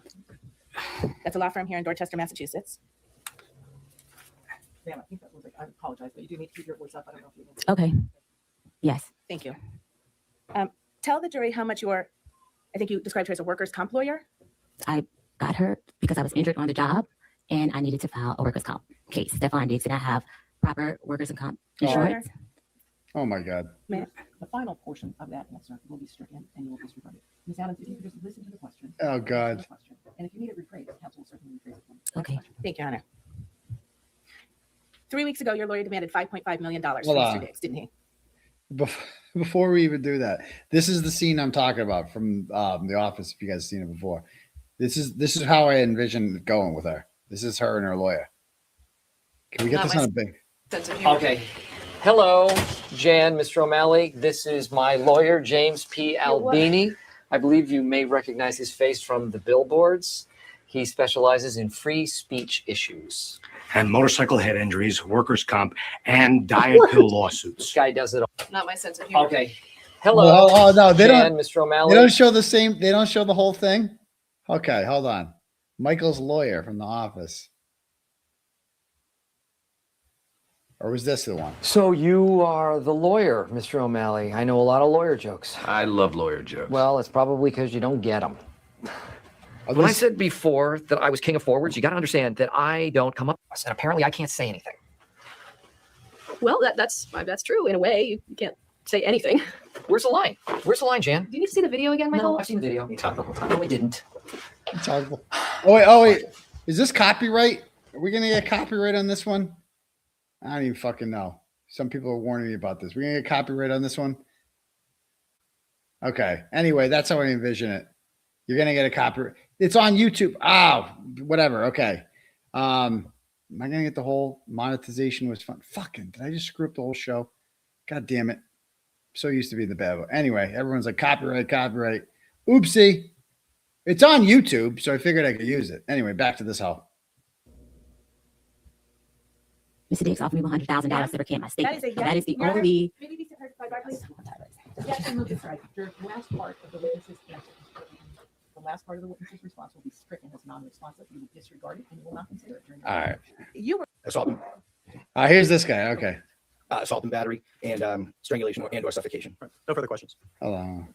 There's double doors, and then to the right, everything from law, like different aspects of the law, criminal law, constitutional law, motor vehicle. We had emergency vehicle operation, firearm.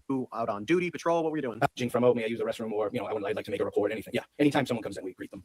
And during that day, did anyone come in? Yes. Do you know who that person would be? Mila Adams. And when this person came in, you didn't know who that was at the time? No. Okay. When she came in, what, if any, observations did you make of her when she came in? She sat down on the bench and she was crying. Right. And did you approach her, or did you wait for her to approach you? How did that I actually went. Normally, I speak over the phone. There's a phone to talk to the people in the lobby. Like behind glass? Yes. Yeah. It's almost like a smoked glass. But because of her demeanor, I went out to speak to her in person. And did she want to talk to you at first? No, she did not. And why? She asked if there were any female officers working. And what did you say? I actually went back to the shift commander's office and I checked the scheduling sheets. Yeah. I come back at 4:00, and then I went back to the desk, I believe, for a bit. And then what happened? Then she called me back over and said she would like to give me a statement. And where did you talk? So right after you enter the. What did you talk about? So she just wanted to give me a statement without mentioning anyone involved. So what do you mean she didn't want to mention anyone involved? Well, she said I'd like to tell you something. Okay. And how many times did you talk to Miss Adams? Just that time in person, and then I believe there was multiple emails, and then it was probably 2 more times on the phone, maybe 3. And that's all it took. I want to draw your attention to the binder in front of you. Sure. Do you mind providing you? Right? No, enough the police term. Yeah. So like once Incident, I don't know. at the end of it, which was about 10 days or so, maybe 8, 9, 10 days from the time that she originally reported it, I ended up filing a criminal complaint Against whom? Mr. Diggs. And for what? Was assault and battery, and strangulation and/or suffocation. Right. No further questions. That's it. Did you interview him or? Good morning, sir. going to start at the end there. Thank you for being here. Sure. You said you've been a Dedham police officer for 18 years? Yes, sir. You just told us a little bit about the investigation, I think is what the DA just described it as. Is that correct? Yeah, I mean, essentially. Yeah. And so that involved what you just said. You took a statement from Miss Adams, you exchanged emails, you got a couple phone calls from her, and then you got a voicemail asking you to go to court, correct? Yes, correct. Okay. And then that's what you did. I did contact a phone number of Mr. Diggs twice, left voicemails, and was not able to speak to him. That phone number, you don't know that that's his, correct? You didn't speak to anybody. One of them I did use the TLO service to confirm his name. It was a 240 exchange. So I just want to be sure here, Officer Ellis. You called the phone number, correct? Yes. You didn't speak to anybody. No, I did not. No. You spoke on the phone to Miss Adams, correct? Yeah. You spoke in person with Miss Adams on the 16th. Right? I believe it was the 16th, yes. Right. You didn't speak to any other people, correct? That's the only human being you spoke to. No, there was another attorney I spoke to, but I don't believe from your firm. Okay, so some other attorney. Yes. All right. You didn't get any photographs, right? No, there was none presented. And there was none to take, right? Not from me, no. Right, because when Miss Adams walked in and you observed her, yep, you didn't see anything on her body that said, I should document that. I did not, no. And your job is to document what's important, right? Correct. And that's why you write a police report. Yes. And so about December 16th, you did write a police report, correct? I did, sir. And that was documenting the conversation that you had with Miss Adams, right? Yes. And you said you've been a police officer for 18 years. I imagine you've written a lot of police reports. I would say so. Okay. And you've spoken to a lot of folks, correct? Yes. And you know that you write that report to record all of the important information that that person has, right? To document it. Correct. And that's what you did in this case, right? To the best of my ability, yes. Yes. And so when you spoke to her on December 16th, Miss Adams told you that there was a dispute over a text message with Mr. Diggs, correct? Yes, the initial disagreement, I suppose. Yeah, and that the disagreement was about money, right? That's what she said. Yes. She said they were arguing about money over text messages, right? Correct. And then he came into her room and this thing happened, correct? That's what she told me. Okay. And then after that, she left her position, right? That's what, she said, yep. Meaning her job. Correct. And then she told you she did go back to the house on December 9th to get her things, to get her belongings, correct? Is that right? That is correct. Okay. And then the next thing she told you was that she, in that interim period, after she left her position, she went to New York City on December 2nd to be with friends, correct? Yes. And when she said that, those were her friends, right? That's what I believed. Right. You didn't think she was going to go see somebody else's friends, correct? No. Yes. And it'd be important to you to know if those were Stefon Diggs' friends, right? I suppose. That'd be important to your investigation, wouldn't it be? That would be important. Okay. And so another thing that was important, I think you already talked about, that was Exhibit 1. You got that right in front of you, correct? Yes, sir. All right. And so Miss Adams had said there was an argument over text about money that ended in a physical altercation, correct? Correct. And you asked her for the text messages, right? I believe she offered them, I believe. Okay. Yes. And you took them because accepting the That is text what she messages said. that led to a physical altercation would be important, right? Correct. You want to have that. Right. You want to document that. Right. All right. So that's what that is. You received those from Miss Adams by email, correct? Yes. And then you documented them, you saved them, and they're sitting right there in front of you right now for trial, correct? All right. And looking at those text messages, if somebody deleted messages from that before they ever sent it to you, that would be important for you to know, wouldn't it? Yeah, a little bit. If those weren't complete. Correct. You would want to know that. I want the whole picture, correct. Yeah. Okay. If I may have one moment, Your Honor.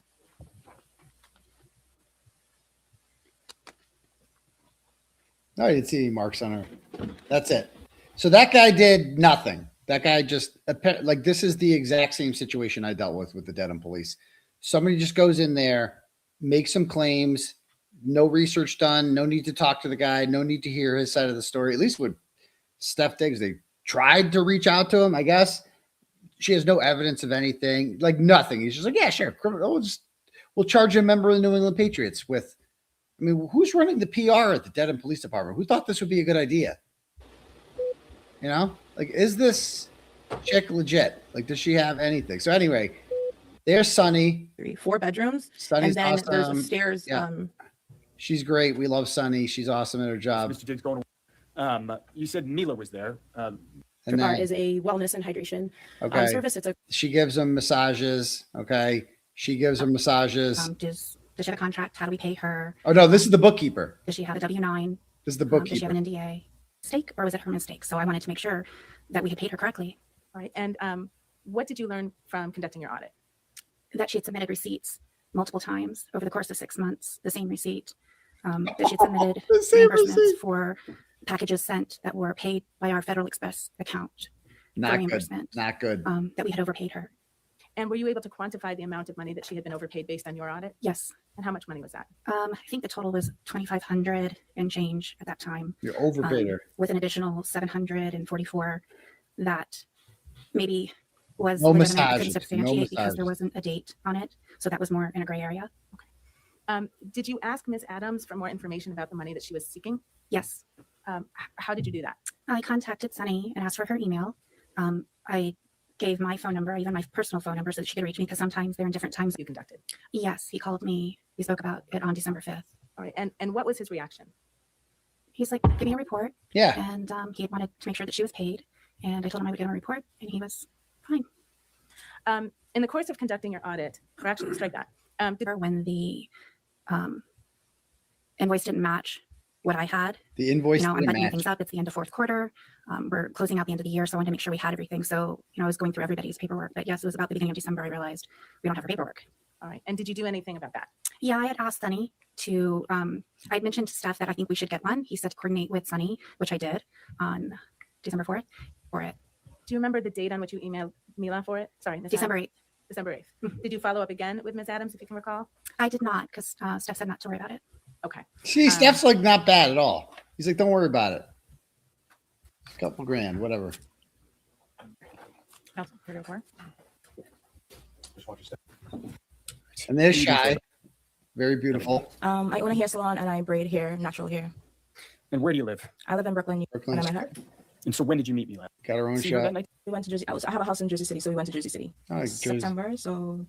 And the other girl in the car. Okay. I take it you at some point woke up on December 3rd. Yes. And what was Ms. Adams' behavior like on December 3rd? So basically, she was fine. They just testify. Yeah, she was fine. She didn't mention anything about getting hit. She seemed fine. She was dancing. She had a good time. Here she is doing the chicken dance. All right. And can you just describe where you are? We were in Shire's room there. And we were just goofing around, listening to music and dancing and stuff. Just I'm dancing. I'm dancing. And then if you could just complete that video, please. All right. And then, Mr. Cadwell, if you could play Exhibit 9, please.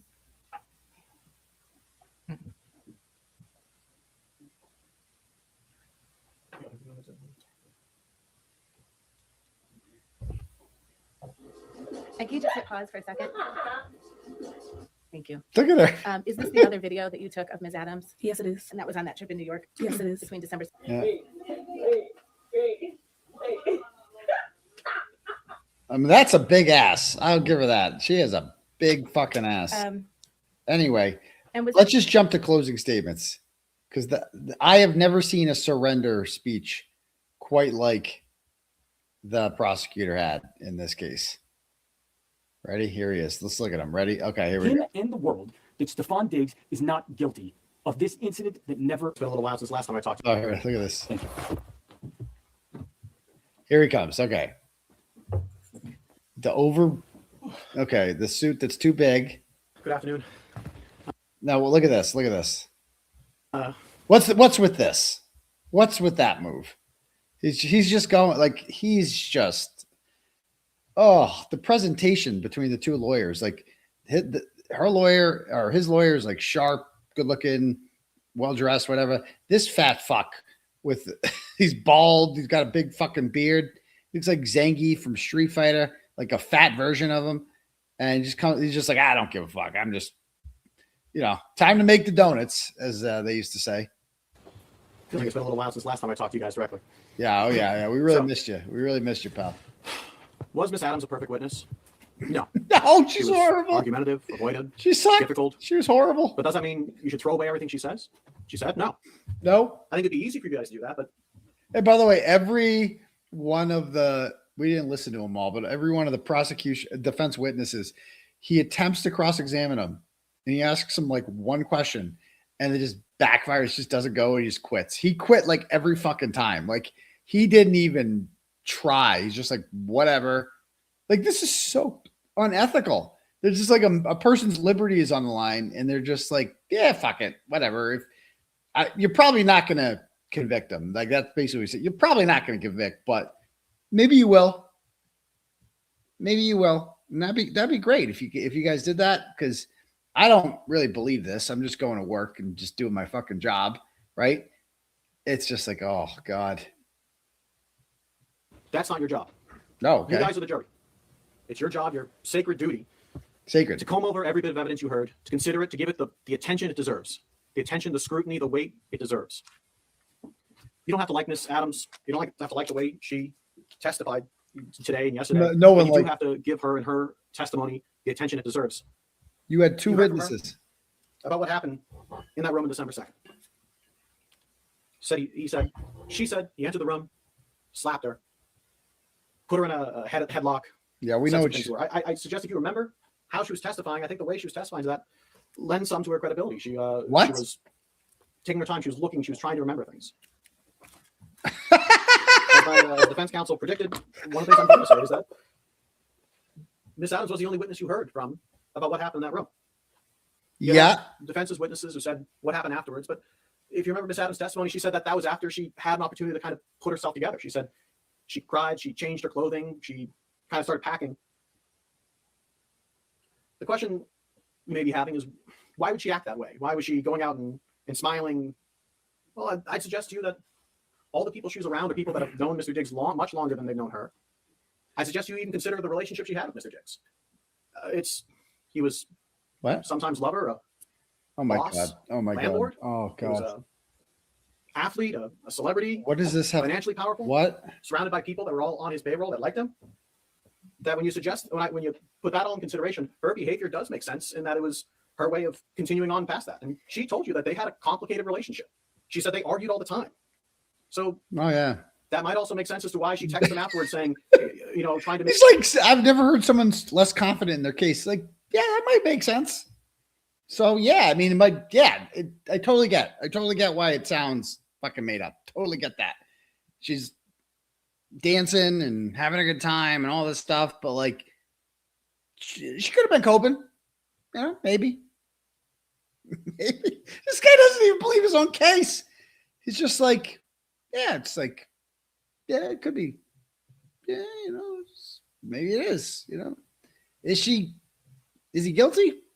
Probably not, but maybe.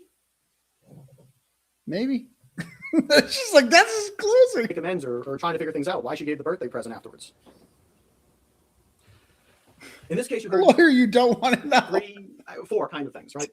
You heard things that weren't evidence. The openings, the closings, questions, Oh yeah. things that were stricken. Those are things that aren't evidence. They can kind of give you some context, but those aren't the evidence in and of themselves. You heard the actual evidence. That was the testimony from the witnesses, the videos, photos, and you'll be able to see also all those text messages. The third thing you're going to hear, so things that aren't evidence, things that are evidence in the law. The judge gave you some preliminary law at the start of the case. She's going to now, once closings are done, instruct you on the full law. I ask that you give her the same attention that you've given to all the evidence, and you give the same attention to both attorneys during the closing. You give the judge that attention when she reads the law. Okay. And there's a fourth thing that you're going to need to pay attention and listen to and consider. Maybe not. And that's each other. When you guys are done here, once He reminds me of like Larry David. Like when maybe you believe it. Is it? Did he really choke her? I can see why you wouldn't believe that. Is she credible? Not really. No. But but maybe he might have done it. She says he did it. So, pretty good. Pretty not bad. Not bad. That's his closing. I finish, once the judge reads This is crazy. reads the law to you guys, it'll be your job to go into that room and deliberate on this case. When you go in that room, it's up to you guys how you want to run it. There's no manual, there's no guide, there's no schedule of how you guys are going to come to your decision and reach your verdict. And no one is going to make sure you're doing it one way. What I would suggest you guys do, and you guys can do whatever you want. This is just my suggestion to you. What I suggest you guys do is you don't go in there and just say, all right, let's take a poll right off the bat. Yeah, don't do that. I suggest you guys take the time. Yeah. Go over all the evidence. Go over each witness. Talk about each witness. Try and do it both ways, back and forth, for every witness, not just the Commonwealth's defense as well. Go over every bit of evidence. Really take the time that this case deserves. Not just the Commonwealth. It's like, please don't pay attention to our witness. Just don't listen. Talk about their witnesses too and what's shady about them. He's like, don't just talk about our witness, please. Talk about them too, like the bookkeeper and how shady she probably is.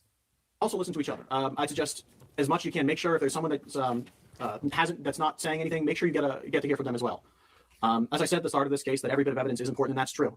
I'd hope that if you guys fairly treat every bit of evidence the attention it deserves, give the analysis, the scrutiny for all the witnesses, all the evidence, and talk amongst yourselves, and you guys will come to the correct verdict. And I would suggest that verdict is the verdict of guilty on all counts. Thank you very much. Yeah. It's like, yeah. He goes, I think you guys should just like talk it over and like,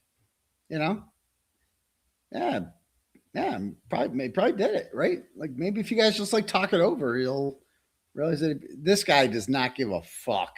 He did not want a conviction. He doesn't really care. He'll take one, I guess. That'd be cool. It's just someone's liberty on the line, but like whatever.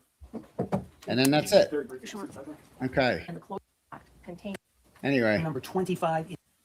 So it takes them, Even though they go and Commonwealth deliberate at jurors, even the 6:12 mark. They come back with the verdict. Hour and a half later, basically.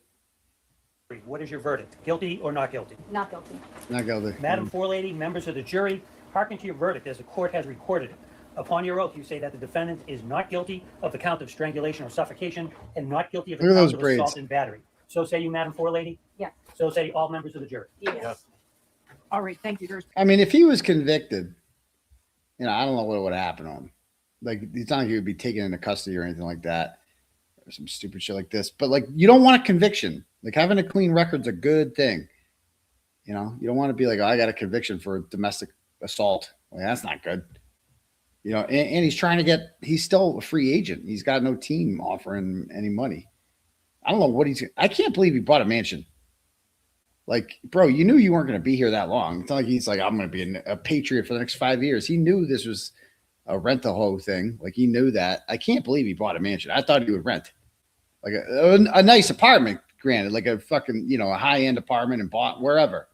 But I'm surprised that he bought a fucking mansion in Dedham. I did not see that one coming. Please be seated for a moment. Everyone be seated. Jurors, I told you during this trial and in my instructions that the verdict was your responsibility. Leasing up to 7.5 years. Jurors, I want to thank each of you for your careful attention and your service throughout this trial. This case has involved a heightened level of public attention. Despite that, you have remained. Were those actual tears? Was he actually crying? That's crazy. I did not notice that till now. I mean, it's got to feel vindicating. You know what I mean? Like, I felt so vindicated when I had that trial with Lindsay in last June, and I wasn't going to go to jail if I was convicted of that. But like, oh, he rented it. It's a rental. I did not realize it was a rental. Thank you for clarifying that up. I wasn't going to go to jail for that, but it still felt fucking awesome to hear not guilty. It still felt great. And Kelsey Fitzsimmons, she wasn't going to jail, but it still felt fucking great. It's so vindicating to get not guilty. And nothing's going to be more vindicating when I'm acquitted. Focus on the evidence presented in this court. Case such, you are free to speak of the court. And the clerk's office. Once you notify the commissioner, the request not to seal form must be sent to the office sealed. Media, you can step outside now, media, please. Who's that guy? Is that the Celebrate expert? Stand to the recess. I heard she was in the audience. Was she in the audience for this?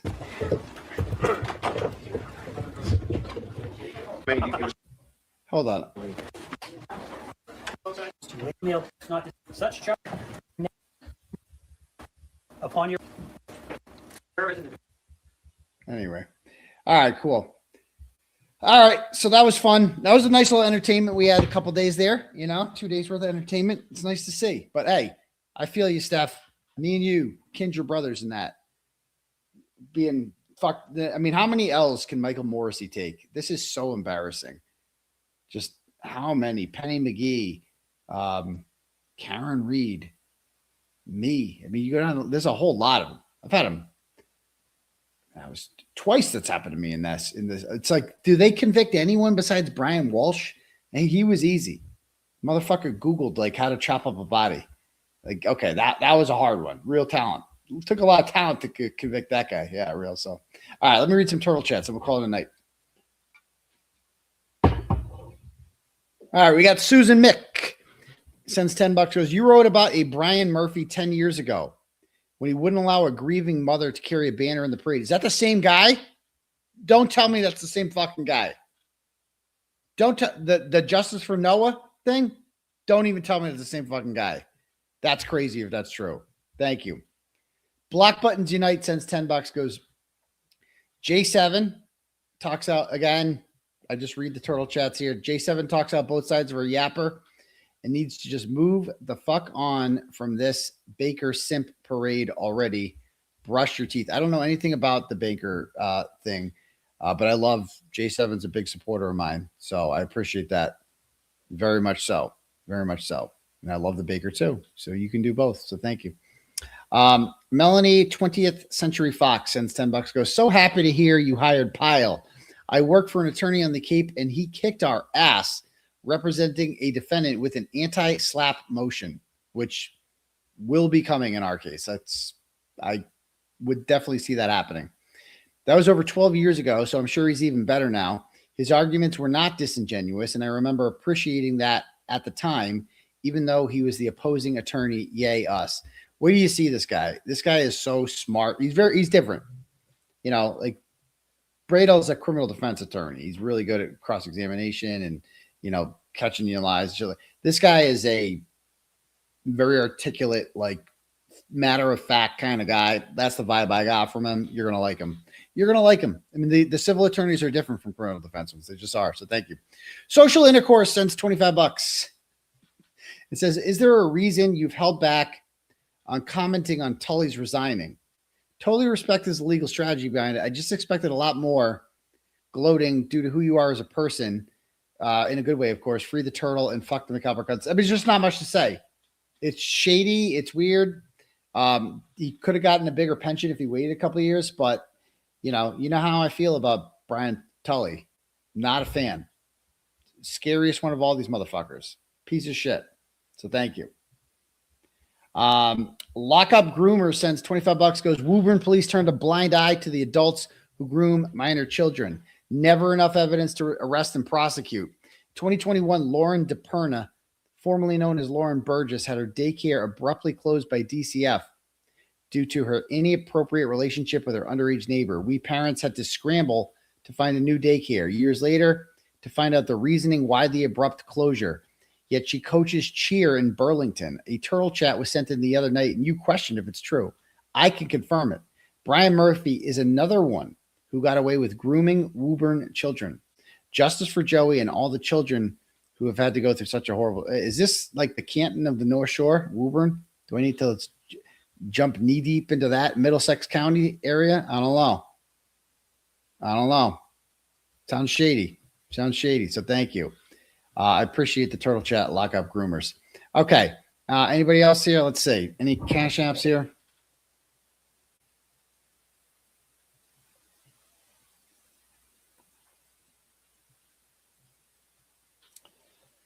Paula sends $20 and goes, I'm so proud. No, I already read that one.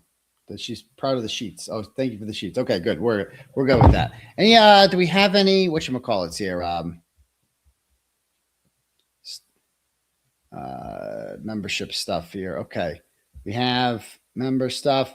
We got Mama for Denise, new lawyer Daddy Turtle. He's great. You're gonna like him a lot, I promise. Thank you. Old Swamp Witch Nan says jury tamps fit for any key cycle. Excellent. New member here, life of a new NHS sports mom. Great. Okay. And Tara with the bad ideas. New member. Great. Awesome. Angie says, glad that your little girl had a great birthday. You were fantastic on the spaces last night. The McAlberts didn't stand a chance against you.